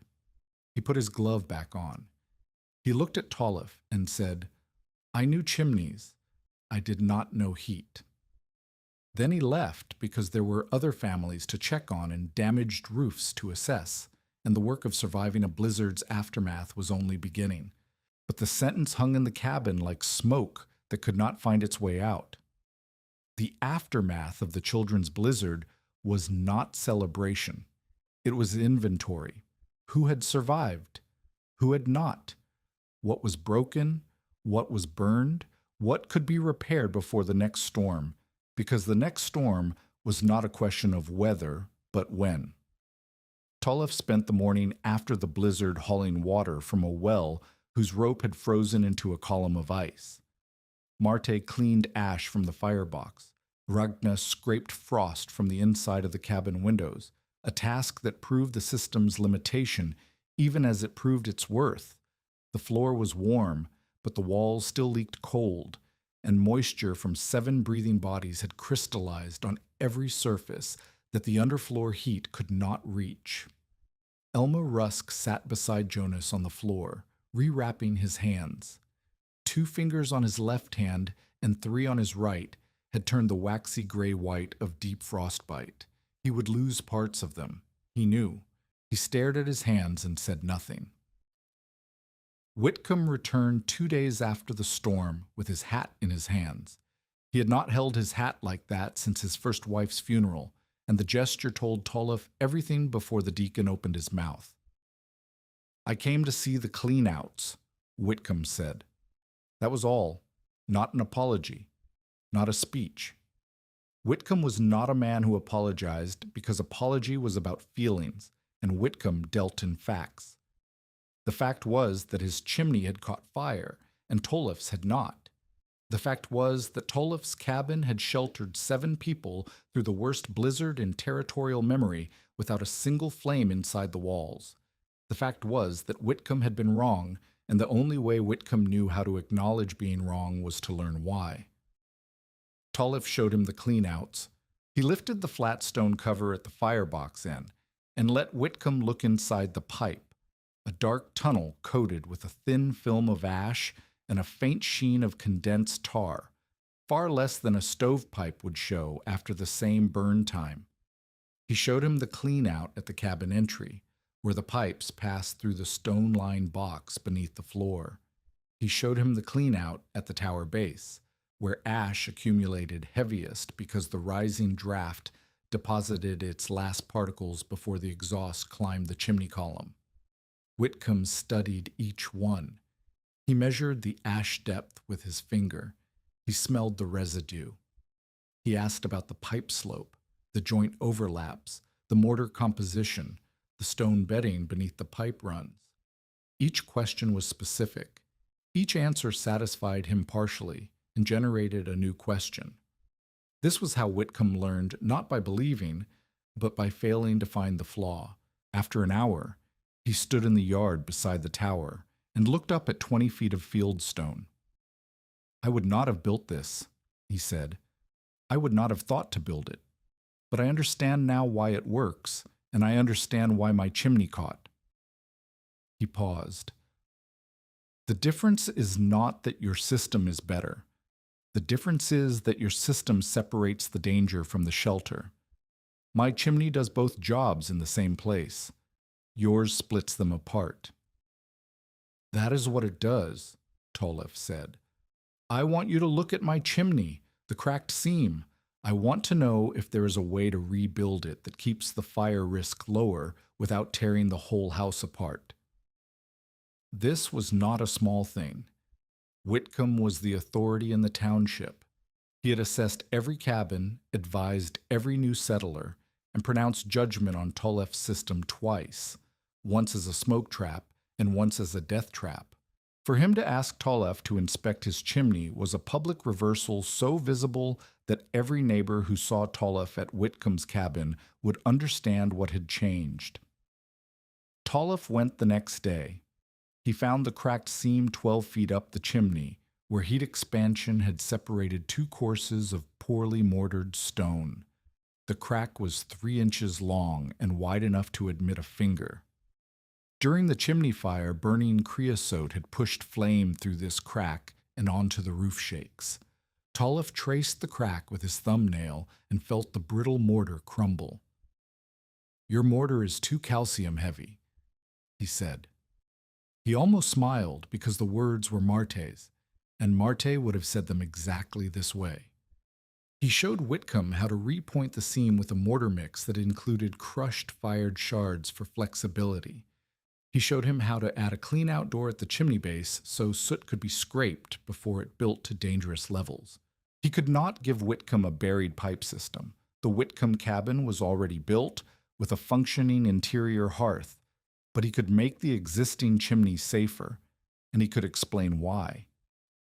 Whitcomb listened the way he had listened to the cleanouts, question by question, answer by answer, each fact tested against his own experience before he accepted it.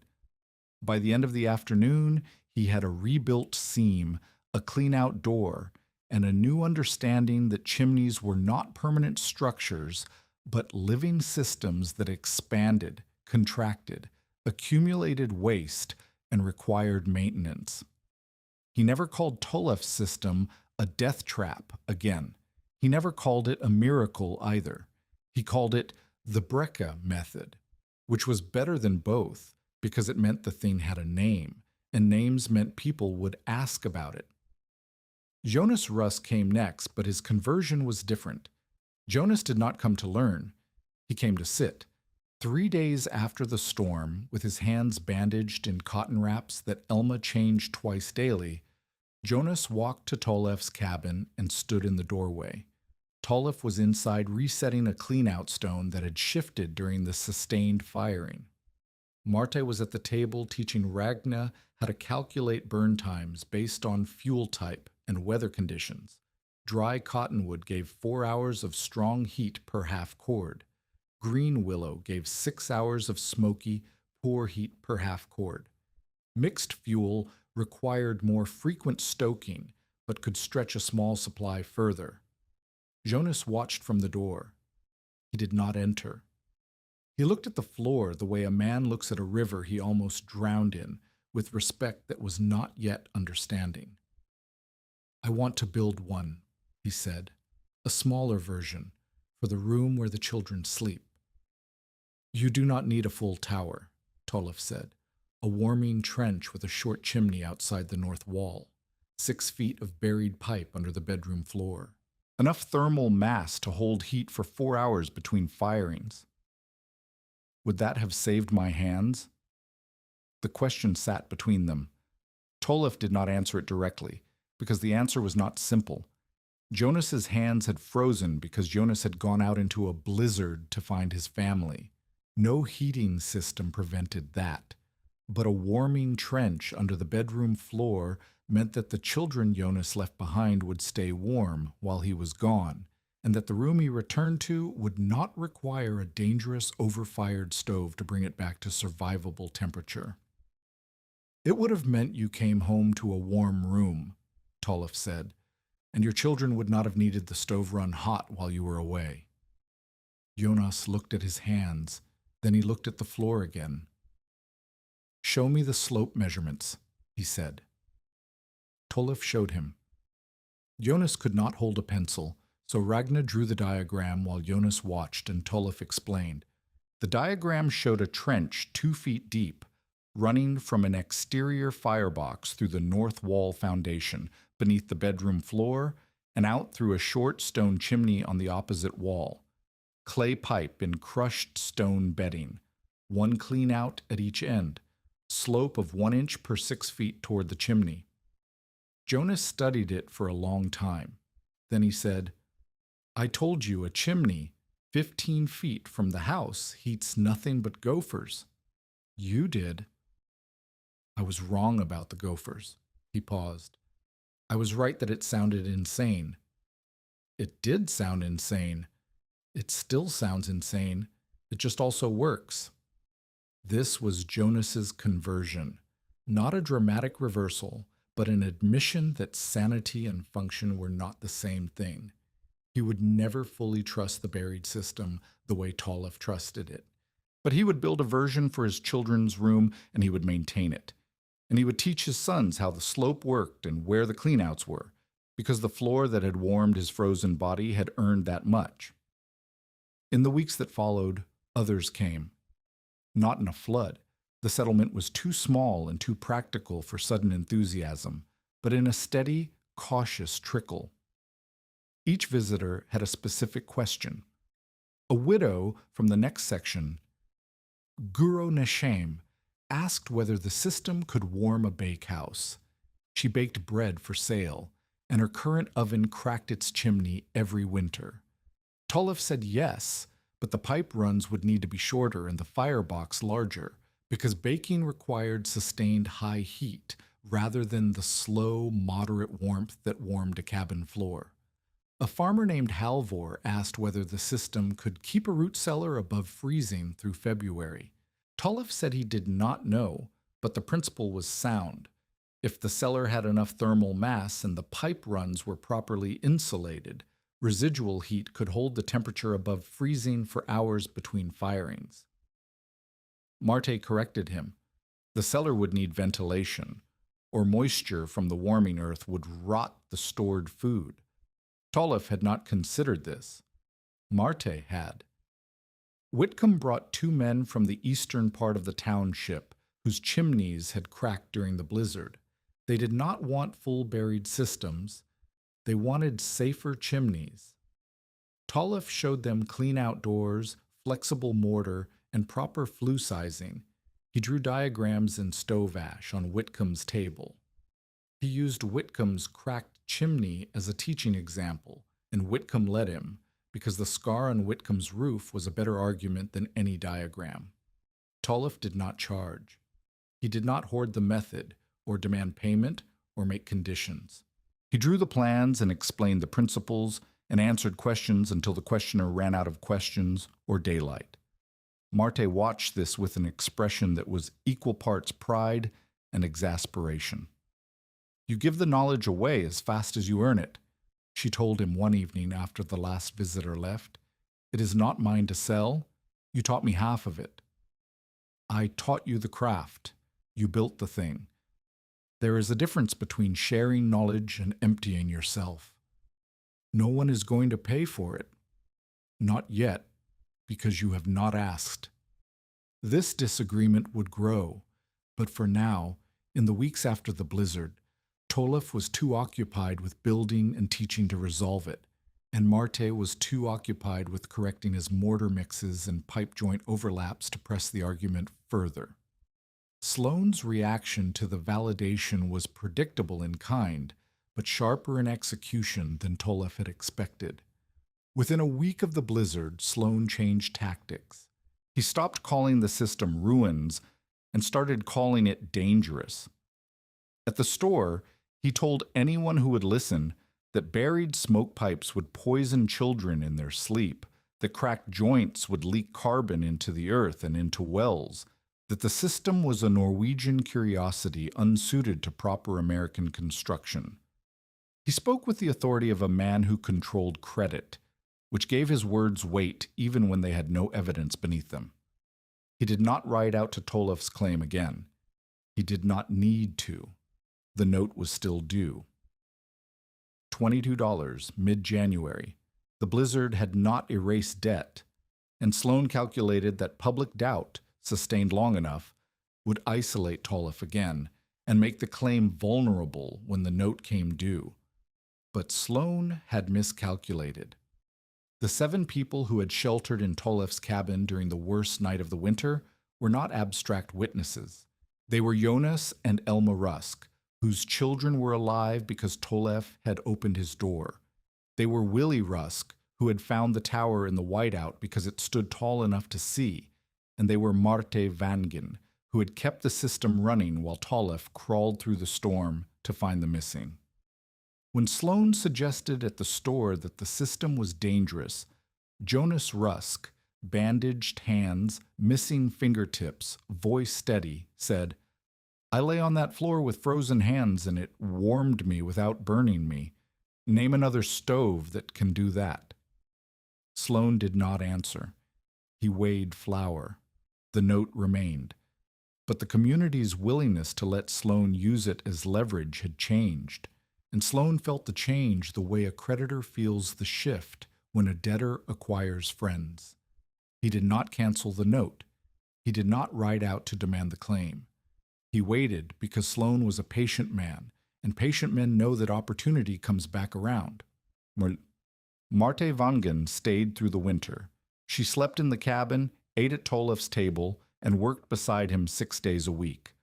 On the 7th, she rested, and on the 7th she also taught. The collaboration deepened through shared construction. In February, Tolef and Marte rebuilt the firebox's interior lining with fire brick that Marte made herself, clay mixed with sand and fired in a small clamp kiln she built from scrap stone behind the cabin. The fire brick was crude by commercial standards, irregular in size and prone to surface cracking, but it insulated the firebox interior better than raw field stone, which absorbed heat that should have entered the pipes. Marte's backstory emerged through the work, not through confession. While shaping fire brick one afternoon, she mentioned that her husband Embrit had built a kiln wall in Decorah that produced 8,000 bricks in a single firing and then collapsed on the 9th. Embrit had been underneath, adjusting the draft. Marte had been on top, loading fuel into the crown. She heard the sound of the wall letting go. Not a crash, she said, but a sigh, like a man sitting down, and by the time she climbed down, the bricks had settled into a shape that no amount of digging could undo. She told the story while pressing her thumbnail into a wet brick to test its moisture content. She did not cry. She did not pause. She told it the way she told Tolef about mortar composition, as a fact that shaped what came after. I stopped building alone after that, she said. One person at a kiln is not brave. It is negligent. Embrit knew that. I knew that. We did it anyway because the order was due and the buyer would not wait. She set the brick aside and picked up the next. A craft practiced alone becomes a dare. A craft shared becomes a discipline. Tolef heard the lesson inside the story. He filed it beside his father's kiln stones and Marte's overlapping pipe joints and the sound of Ragna counting nails. Everything Marte taught him had two edges, the technical fact and the human principle beneath it. He would not understand until later that this was the difference between a mason who builds and a mason who teaches. Their one significant disagreement came in March, when Tolef proposed extending the pipe runs to a second cabin he planned to build for Marte beside his own. Marte refused. Not the cabin, she would have accepted a cabin. She refused the pipe extension because the system's heat output was calibrated for one structure. Splitting the output between two cabins would halve the floor temperature in both, creating a system that was insufficient everywhere instead of adequate somewhere. You want to be generous, she said. Generosity without calculation is the same as guessing, and guessing is what killed Embrit. The argument lasted 2 days. Tolef wanted to solve the problem. Marte wanted him to understand that some problems could not be solved by adding more pipe. The resolution came when Marte designed a second, smaller firebox connected to a separate short chimney for her cabin, an independent system that shared the principle but not the plumbing. Tolef built it in 4 days. It worked. Marte admitted that his construction speed had improved. Tolef admitted that her refusal had been right. Spring came late to the Dakota prairie. The snow held into April, retreating in stages, first from south-facing slopes, then from open fields, then from the shaded ground beside the cabin, where Marte's fire brick kiln stood banked with dirty snow into May. With spring came planting, and with planting came the shift from winter survival to summer labor, and with summer labor came a brief reprieve from the heating question. But Marte used the spring to teach Tolef the fourth and most important lesson, that a craft must outlive the craftsman. She began documenting the system. Not in writing, Marte's English was limited, and her Norwegian was for speaking, not for paper, but in templates. She made a slope gauge from a planed board with a groove and 2 leveling marks, so that any person setting pipe could check their grade without understanding the mathematics behind it. She made a mortar test strip, a thin roll of clay mix dried and bent around a finger, so that any person mixing mortar could verify the flexibility without knowing the ratio by feel.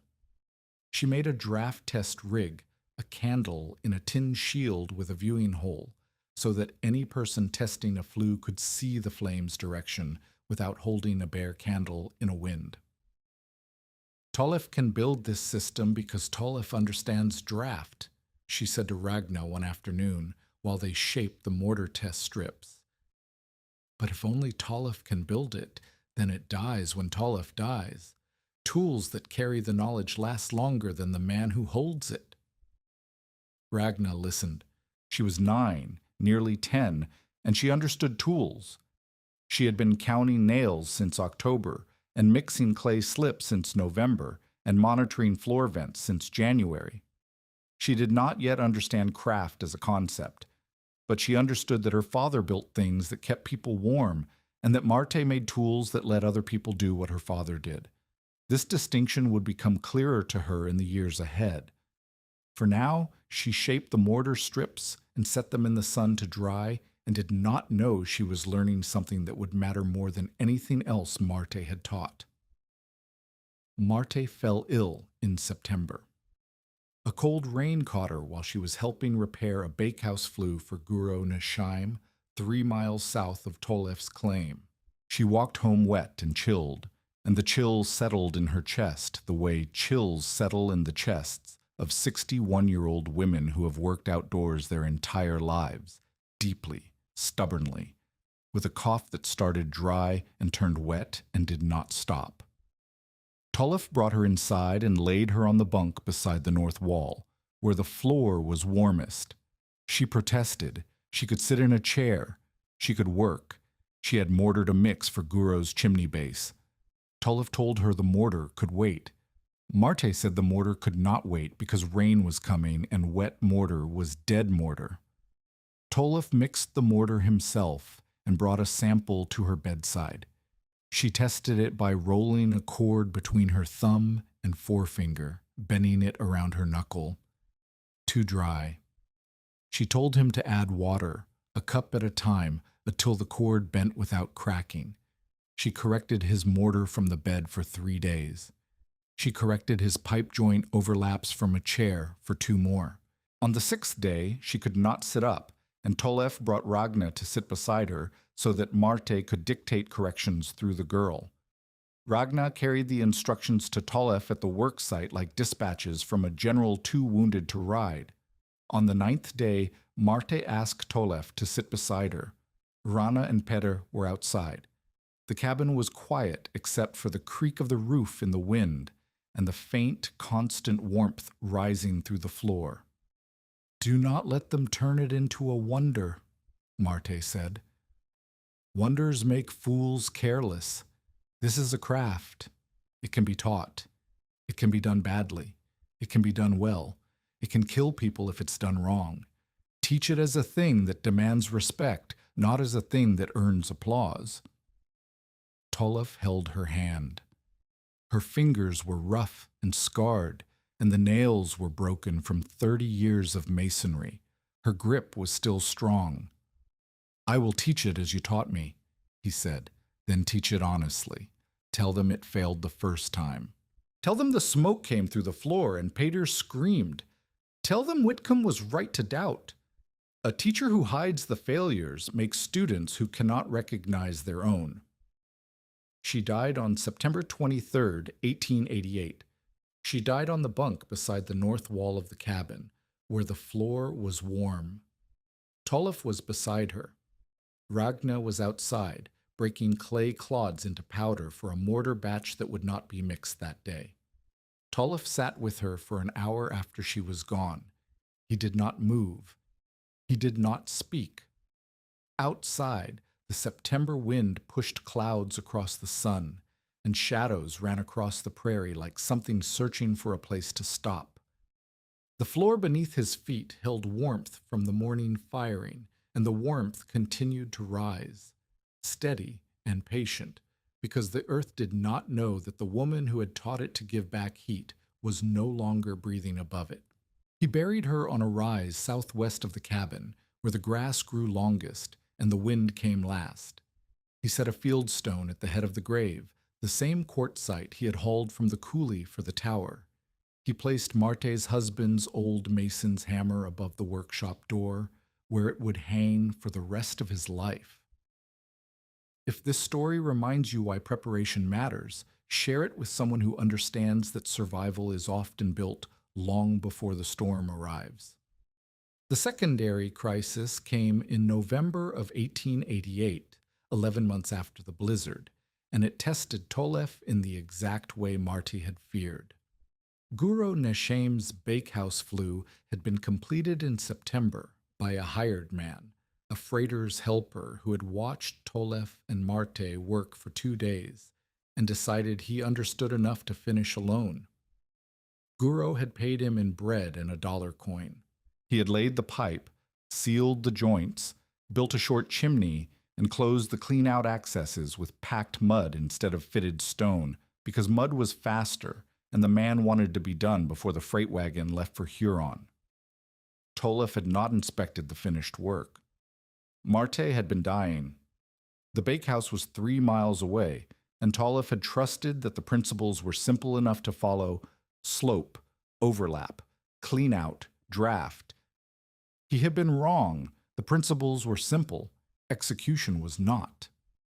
On a sleet-slicked evening in November, with the temperature dropping and a sick child inside the bakehouse because the main cabin stove was cracked, Guru lit the bakehouse flue for the first time that season. The firebox caught, and within 20 minutes, smoke began seeping through the floor. Not much, not deadly, not yet, but enough to make the child cough, enough to sting Guru's eyes, enough to send her running to her neighbor, who sent his son on a mule to Tolef's cabin with a message that the underground pipe was smoking and the child was sick and the system was exactly the danger Sloan had warned about. Tolef went. He walked 3 miles in sleet because he had no horse and the mule had been ridden back. He arrived at Guru's bakehouse with wet boots, numb fingers, and a lantern. The smell hit him in the doorway, not the sharp tar smell of stovepipe creosote, but the thick, earthy smell of wet ash and smoldering clay. Something was wrong underground. He killed the fire. He examined the floor vent. Smoke still seeped from the edges of the stone frame, residual exhaust trapped in the pipe run, unable to escape through the chimney because the chimney was not drawing. He went outside to the chimney, short, only 8 feet, because the bakehouse was small and the hired man had decided that 8 feet was sufficient. Tolef held a candle at the chimney base. The flame stood straight. No draw. The chimney was plugged or the pipe run was blocked, and without draw, the smoke had nowhere to go but backward into the floor. He found the clean-out access at the firebox end. Packed mud, as the neighbor's son had described. Tolef broke it open with the heel of his hand. Inside, the pipe was half choked with wet ash, a paste of ash and moisture that had accumulated because the clean-out had never been opened since construction, because the hired man had sealed it shut, because the hired man did not understand that every hidden passage becomes a grave for ash. Marte's words, Marte's exact words, spoken in a trench 6 feet below the prairie while fitting pipe by lantern light. Tolef scraped the ash.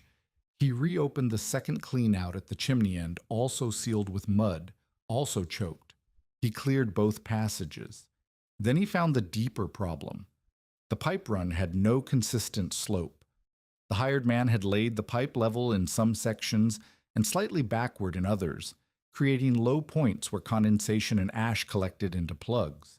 One section had actually dipped below grade, forming a U-shaped trap that held 2 inches of ashy water. He could not fix the slope without digging up the entire pipe run. That was a spring job. What he could do tonight was clear the blockages, ensure the cleanouts were open, and preheat the chimney to establish draft. He lit a small straw fire inside the chimney base, the way Marte had taught him on the first morning they tested the system. He waited. The candle flame at the firebox end wavered, then bent inward. Draft. He relit the firebox with dry kindling. The smoke traveled forward through the cleared pipes, through the floor run and up the short chimney. No seepage from the floor. The child stopped coughing. Guro stood in the doorway with tears on her face and asked if the system was safe. "It is safe tonight," Tulif said. "The cleanouts must be opened and cleared every 2 weeks. The chimney must be preheated before every firing. And in the spring, the pipe run must be relaid with proper slope, or this will happen again." He showed her the clean-out locations. He showed her the draft test with the candle. He made her do it herself, break the clay seal, scrape the passage, reseal with fresh slip, then preheat and test. She did it clumsily, with hands that baked bread and not masonry, but she did it, and she understood it, because Tulif explained it the way Marte would have explained it, not as a wonder, but as a discipline. He walked home in the dark. The sleet had stopped, but the cold had not. 3 miles of frozen prairie, and with each step, Tulif heard Marte's voice. "Do not let them turn it into a wonder. Wonders make fools careless." The hired man's work was not evil. It was ignorant. And ignorance in a system that carried fire underground was not a minor failing. It was the gap between a craft and a copy, and the gap was wide enough to kill a child. Sloan heard about the incident within 2 days. He used it immediately. At the store, he told 3 men that the underground smoke system had nearly killed Guro Neshim's grandchild. He did not mention the hired man's errors. He did not mention the sealed cleanouts or the backward slope. He said the system was inherently dangerous, that buried smoke could not be controlled, and that Tulif Breka was spreading a hazard through the township, like a disease. Whitcomb heard Sloan's version and went to Guro himself. He inspected the bakehouse flue. He found Tulif's cleared cleanouts, the freshly sealed joints, and the candle draft test that Guro demonstrated for him with shaking hands. He returned to Sloan's store and said, in front of 4 witnesses, that the problem was not the system, but the construction, and that a man who spread fear without inspecting facts was more dangerous than a man who built imperfect pipes. Sloan said nothing. He weighed salt. The store was quiet, but the incident changed the landscape. Tulif could no longer simply give the knowledge away and trust that recipients would execute it correctly. The system demanded not just understanding, but discipline, regular maintenance, proper materials, correct slope, functional cleanouts. Without those, the buried pipe was everything Sloan said it was: a hidden danger, invisible smoke, a grave for ash that became a grave for people. Tulif needed to teach, not draw diagrams and walk away. Teach. The way Marte had taught him, with hands in the clay, with corrections at the joint, with tools that carried the knowledge further than words could reach. The question was whether one man with cracked hands and a dead mentor, and 2 children, and a $22 debt could teach a craft to a settlement that was only half convinced the craft was worth learning. Tulif began teaching in January of 1889, 1 year after the blizzard. He did not announce a school or post a notice or ask permission from anyone. He simply told Jonas Rusk and Whitcomb and Guro Neshim that he would be at his cabin on Saturday mornings, and that anyone who wanted to learn how the buried pipe system worked could come and he would show them. 4 people came the first Saturday. Jonas, with his bandaged hands, and his wife, Elma, beside him taking notes in a ledger she had brought from home. Whitcomb, who came not to learn the system, he had already studied it in detail, but to watch how Tulif taught, because Whitcomb understood that a method taught badly was worse than no method at all. And a young man named Halvor, the farmer who had asked about root cellars the previous winter, who arrived with a bundle of questions written on butcher paper in a hand so cramped that Tulif had to hold the paper at arm's length to read it. Tulif taught outside, beside the firebox. He started with the principle, because Marte had started with the principle, and because a man who understood why heat moved through earth could adapt the system to any structure, while a man who only knew the shape of the pipes would replicate the shape without understanding and produce another Guro ne shame bakehouse. He held 2 stones, one thin, one thick. He heated both on the firebox wall and set them in the dirt. He made each person touch both stones after 10 minutes, then after 30, then after an hour. The thin stone was cold by 30 minutes. The thick stone was warm at 60. This was thermal mass. This was the principle his father had taught him in a kiln yard in Norway, and Marty had taught him again in a trench in Dakota, and now he taught it with the same 2 stones and the same patience and the same expectation that the learner would feel the truth before hearing the explanation. Then he taught slope. He brought out Marte's slope gauge, the planed board with the groove and the leveling marks, and made each person set a section of pipe in a shallow trench and check the grade. Halvor set his section backward on the first attempt. Tollef did not correct him. He let Halvor pour water into the high end and watch it pool instead of flowing. Halvor stared at the pooled water and then picked up the pipe section and reversed it without being told. "That pool is ash in 6 months," Tollef said. "Ash and moisture and creosote. It chokes the passage. The smoke has nowhere to go except back through the floor." "Into the house," Halvor said. "Into the house. Into the children. Into the reason we built the system outside in the first place." He taught draft. He lit a straw bundle in the tower base and made each person hold the candle test rig at the firebox end. He made them wait for the flame to bend. He made them describe what they saw, not what they expected to see, but what they actually saw. Jonas, holding the rig with his damaged hands, said the flame shivered before it bent, and Tollef said yes. That shiver was the cold air in the tower beginning to move, and if you lit the main fire before the shiver became a steady bend, you would push smoke backward, because the tower was not yet drawing.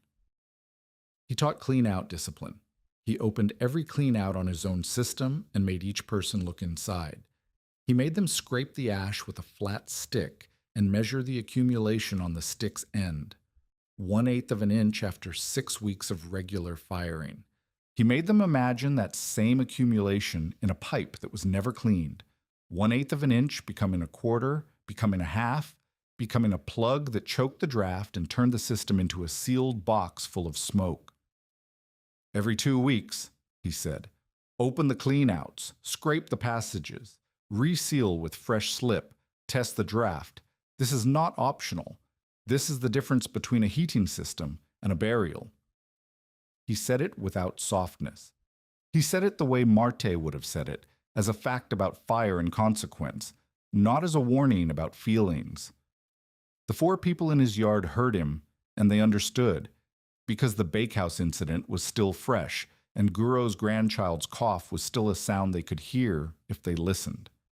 By the end of February, the Saturday sessions had grown to 7 regular attendees. By March, Tollef had helped build or rebuild 3 systems in addition to his own.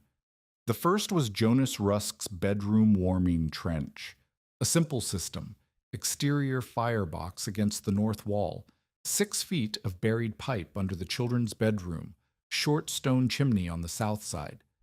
Jonas could not do the masonry himself. His damaged hands could grip a shovel but not set a precise mortar joint, so Elma did the fine work while Jonas dug and hauled. Tollef supervised. Ragna mixed the mortar. The system took 8 days to build and worked on the first firing. The bedroom floor warmed to 55 degrees while the rest of the cabin stayed at 40. Jonas's children slept on the warm floor the first night and did not wake until morning. The second was Whitcomb's rebuilt chimney base. Not a full underground system, Whitcomb's cabin could not accommodate one without tearing up the existing floor, but a redesigned hearth with a stone-lined firebox, a clean-out door, and a mortar mix that included crushed fired shards for heat flexibility. The chimney seam that had cracked during the blizzard was rebuilt with the new mortar and reinforced with an iron strap that Tollef bent from a wagon tire rim. The rebuilt chimney would last 14 years without cracking. The third was Guro Nesham's bakehouse, properly relaid. In April, when the ground thawed enough to dig, Tolef and Halvor tore out the hired man's pipe run and replaced it with new tile, salvaged from a collapsed drainage project south of Aberdeen, hauled by Jonas's team, laid at proper slope with overlapping joints, clean-out access at 3 points, and a taller chimney, 12 feet instead of 8. The additional height improved the draft enough that the bakehouse could sustain a baking fire for 4 hours without tending, which meant Guro could bake 12 loaves in a morning instead of 6. Each build taught Tolef something new about teaching. Jonas's system taught him that not every builder had the same hands. Damaged fingers required different tool grips, different joint techniques, different ways of holding a trowel. Whitcomb's chimney taught him that the existing infrastructure mattered. You could not always build ideal systems. Sometimes you improved what was already there. Guro's bakehouse taught him the hardest lesson, that a system built by someone else and failed was harder to repair than a system never built at all, because the failed system carried distrust with it, and distrust was heavier than stone. Sloan made his final play in May of 1889. He had spent the winter watching Tolef's growing influence with the patience of a man who understood that influence could be a vulnerability. If people trusted the system, Sloan reasoned, they would pay for the system. And if someone else sold the system first, someone with a store, a supply chain, and the willingness to cut corners, that someone would capture the value that Tolef was giving away for free. Sloan ordered 300 feet of cheap clay drain tile from a supplier in Sioux Falls. The tile was factory-made, thin-walled, and slightly undersized, 6 inches inside diameter instead of the 8-inch tile Tolef used. He had a carpenter build wooden crate kits containing 12 tile sections, a bag of Morit lime mortar, a printed instruction sheet, and a small iron damper plate. He called them prairie heater kits and priced them at $14 each. He displayed 3 kits in the store window and told customers they could install the system themselves in 2 days. The instruction sheet was a single page. It described the basic layout: firebox, buried pipe, chimney. It did not mention slope. It did not mention overlapping joints. It did not mention clean-out access. It did not mention preheating the chimney tower before lighting the main fire. It did not mention the mortar composition that prevented heat shock cracking. It did not mention any of the things that made the system safe, because Sloan did not know them, and he had not asked Tolef, and asking Tolef would have meant admitting that Tolef's knowledge had value. Tolef learned about the kits from Halvor, who had seen them in the store window and recognized immediately what was missing. Halvor brought the instruction sheet to Tolef's cabin and spread it on the table. Tolef read it once. He read it again. Then he sat down heavily in the chair beside the stove and put his head in his hands. No clean-out access, Tolef said. No slope instructions, Halvor said. No draft preheating. No joint overlapping. The pipe is 6 inches, not 8. The draw will be insufficient for any run longer than 10 feet, and the system requires at least 20 feet to generate usable thermal mass. Tolef stood up. He walked to the tower and looked up at 20 feet of fieldstone. He thought about Guro's bakehouse. He thought about the hired man who had sealed the clean-outs with mud. He thought about the child coughing in the smoke, and he understood that Sloan's kits were not competition. They were weapons, $14 packages of ignorance that would smoke families in their sleep and destroy the system's reputation in the process. He went to Sloan's store. He did not shout. He did not threaten. He stood at the counter and told Sloan, in front of Elma Rusk and 2 men from the Eastern Township, that the kits were missing critical safety features and would produce systems that leaked smoke into living spaces. Sloan smiled. The kits contain everything a reasonable man needs: pipe, mortar, damper, instructions. If you believe the design requires more, perhaps the design is too complicated for practical use. The design requires slope, clean-out access, overlapping joints, and draft preheating. Without those, the system is a smoke trap. You know this because Whitcomb told you about Guru Nashaim's bakehouse. Whitcomb told me a hired man made errors. Errors are not the system's fault. They are when the instruction sheet does not mention them. Sloane tapped the counter. I sell supplies, Tolef. I do not sell lessons. If people want lessons, they know where you live. Tolef looked at the kits in the window. $14. A settler with limited cash would buy the kit instead of spending 3 weeks learning from Tolef. A settler with limited skill would follow the single-page instructions. A settler with a family would light the system in November and discover in December that the pipes were choked and the smoke was in the floor, and the child was coughing, and the system was everything Sloane had once called it, a death trap built by Norwegian folly. He left the store without another word. He refused to associate his name with the kits. He told every person who came to his Saturday sessions that Sloane's kits were incomplete and dangerous. But he could not stand at the store counter every day. He could not intercept every buyer. He could not prevent what Sloane was selling because Sloane was not breaking any law. He was selling clay pipe and lime mortar and a sheet of paper. And if the paper was inadequate, that was not fraud but ignorance. And ignorance in Dakota Territory was not a crime. The resolution came through a settler named Kittle Asen. Asen was new to the territory, arrived in September, took a claim north of the section road, and built a cabin before the ground froze.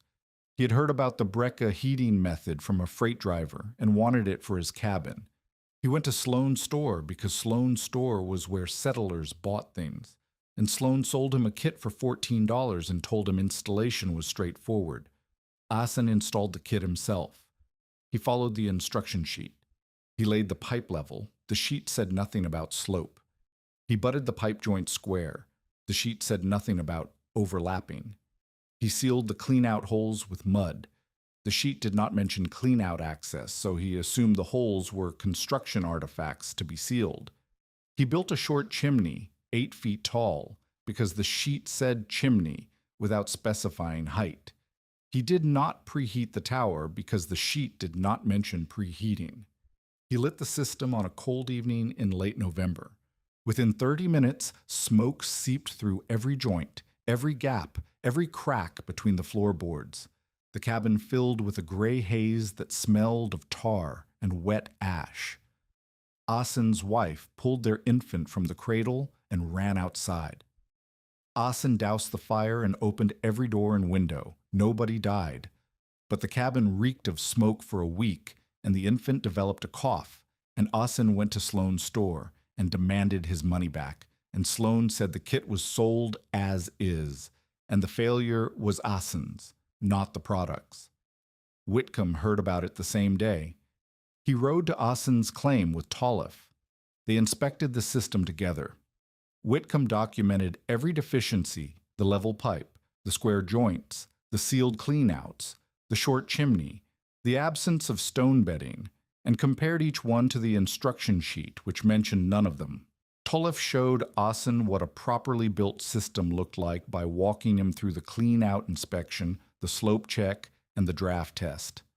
Asen looked at Tolef's candle rig and slope gauge and said, "None of this was in the kit." "No," Tolef said, "it was not." The confrontation happened 3 days later in Sloane's store, with an audience that Sloane had not anticipated. Whitcomb, Jonas Rusk, Halvor, Guro Nesheim, and Kittle Asen all present. Sloane stood behind his counter. The 3 remaining kits sat in the window. Sloane tried to speak first. He said Tolef was undermining honest commerce. He said the kits were based on the same principle Tolef used. He said the failures were user error. Whitcomb answered before Tolef could. The deacon set the instruction sheet on the counter and placed his finger on it. "This sheet tells a man to lay pipe and light a fire," Whitcomb said. It does not tell him that the pipe must slope. It does not tell him the joints must overlap. It does not tell him to build clean out access. It does not tell him to preheat the chimney. Without these, the system fills a cabin with smoke. He lifted his finger from the sheet. You sold the shape without the knowledge. The shape alone is worthless. The shape alone is dangerous. Jonas spoke next. His damaged hands were on the counter, the missing fingertips visible to everyone in the room. A chimney is not made safe by standing tall, he said. It is made safe by being understood. I learned that on a warm floor after I nearly died. Asen should not have to learn it by poisoning his child. Sloane's face went still. The store was quiet. The kits sat in the window with their neat wooden crates and their single-page instructions and their 6-inch pipe that could not draw enough air through 20 feet of buried run to warm a doghouse. The resolution was practical, not dramatic. Sloane could not sell the kits while the township's most respected men stood in his store calling them dangerous. He could not refuse to deal with the matter while Asen's infant coughed. And he could not call Tolif's note, which was still outstanding technically, because Tolif had been paying in labor in increments rather than cash, without the entire settlement seeing the connection between the debt and the criticism. Sloane canceled the note. He said it was a gesture of good faith. Everyone in the room knew it was a purchase. He was buying silence, or at least buying distance from the accusation that he had sold dangerous goods to a man with a baby. The 3 kits came out of the window. Sloane never restocked them. Tolif did not gloat. He did not mention the note or the kits again. He walked home in the late November twilight with $22 of debt erased and a reputation that no amount of Sloane's gossip could undermine, because the reputation was not built on claims. It was built on warm floors, clean flues, and a child who did not die. Sigrid Moen arrived in March of 1889.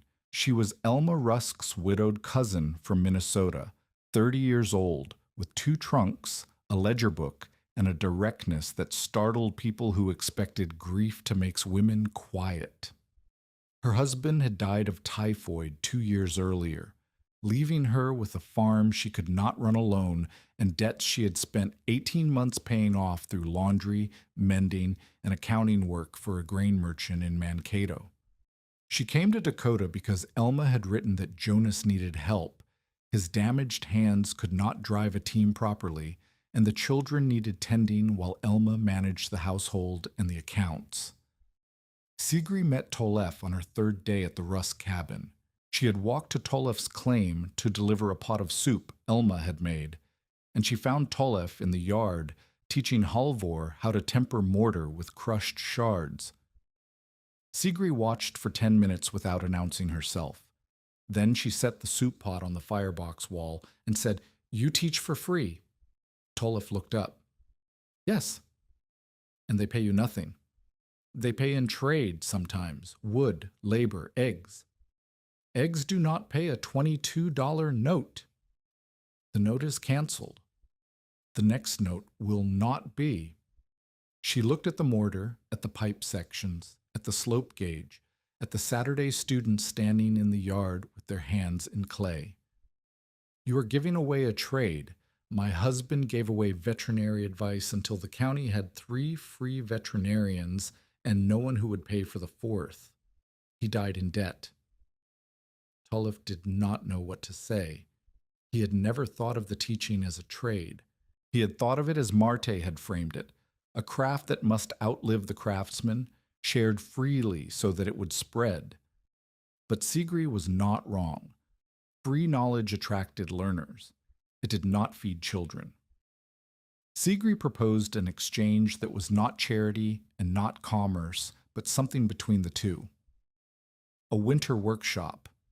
Settlers who wanted to learn the system would come for 3 days in November. They would bring payment in wood, grain, or labor, not for the knowledge, which Tolif would share openly, but for the materials, the tools, and the food consumed during 3 days of instruction. Tollef would teach. Sigri would organize. Ragna would assist with the instruction. The workshop would produce train builders and a winter's supply of fuel and food. Tollef resisted. Marte had said the knowledge should be shared. Sigri said sharing and sustaining were not opposites. They argued about it over the soup pot on the firebox wall, and the argument continued the next day when Sigri returned to borrow a slope gauge for Jonas's new project, and the day after that when she returned to tell Tollef that his roof patch was leaking and she had brought canvas to fix it. The courtship happened inside the arguments. They disagreed about payment and agreed about mortar.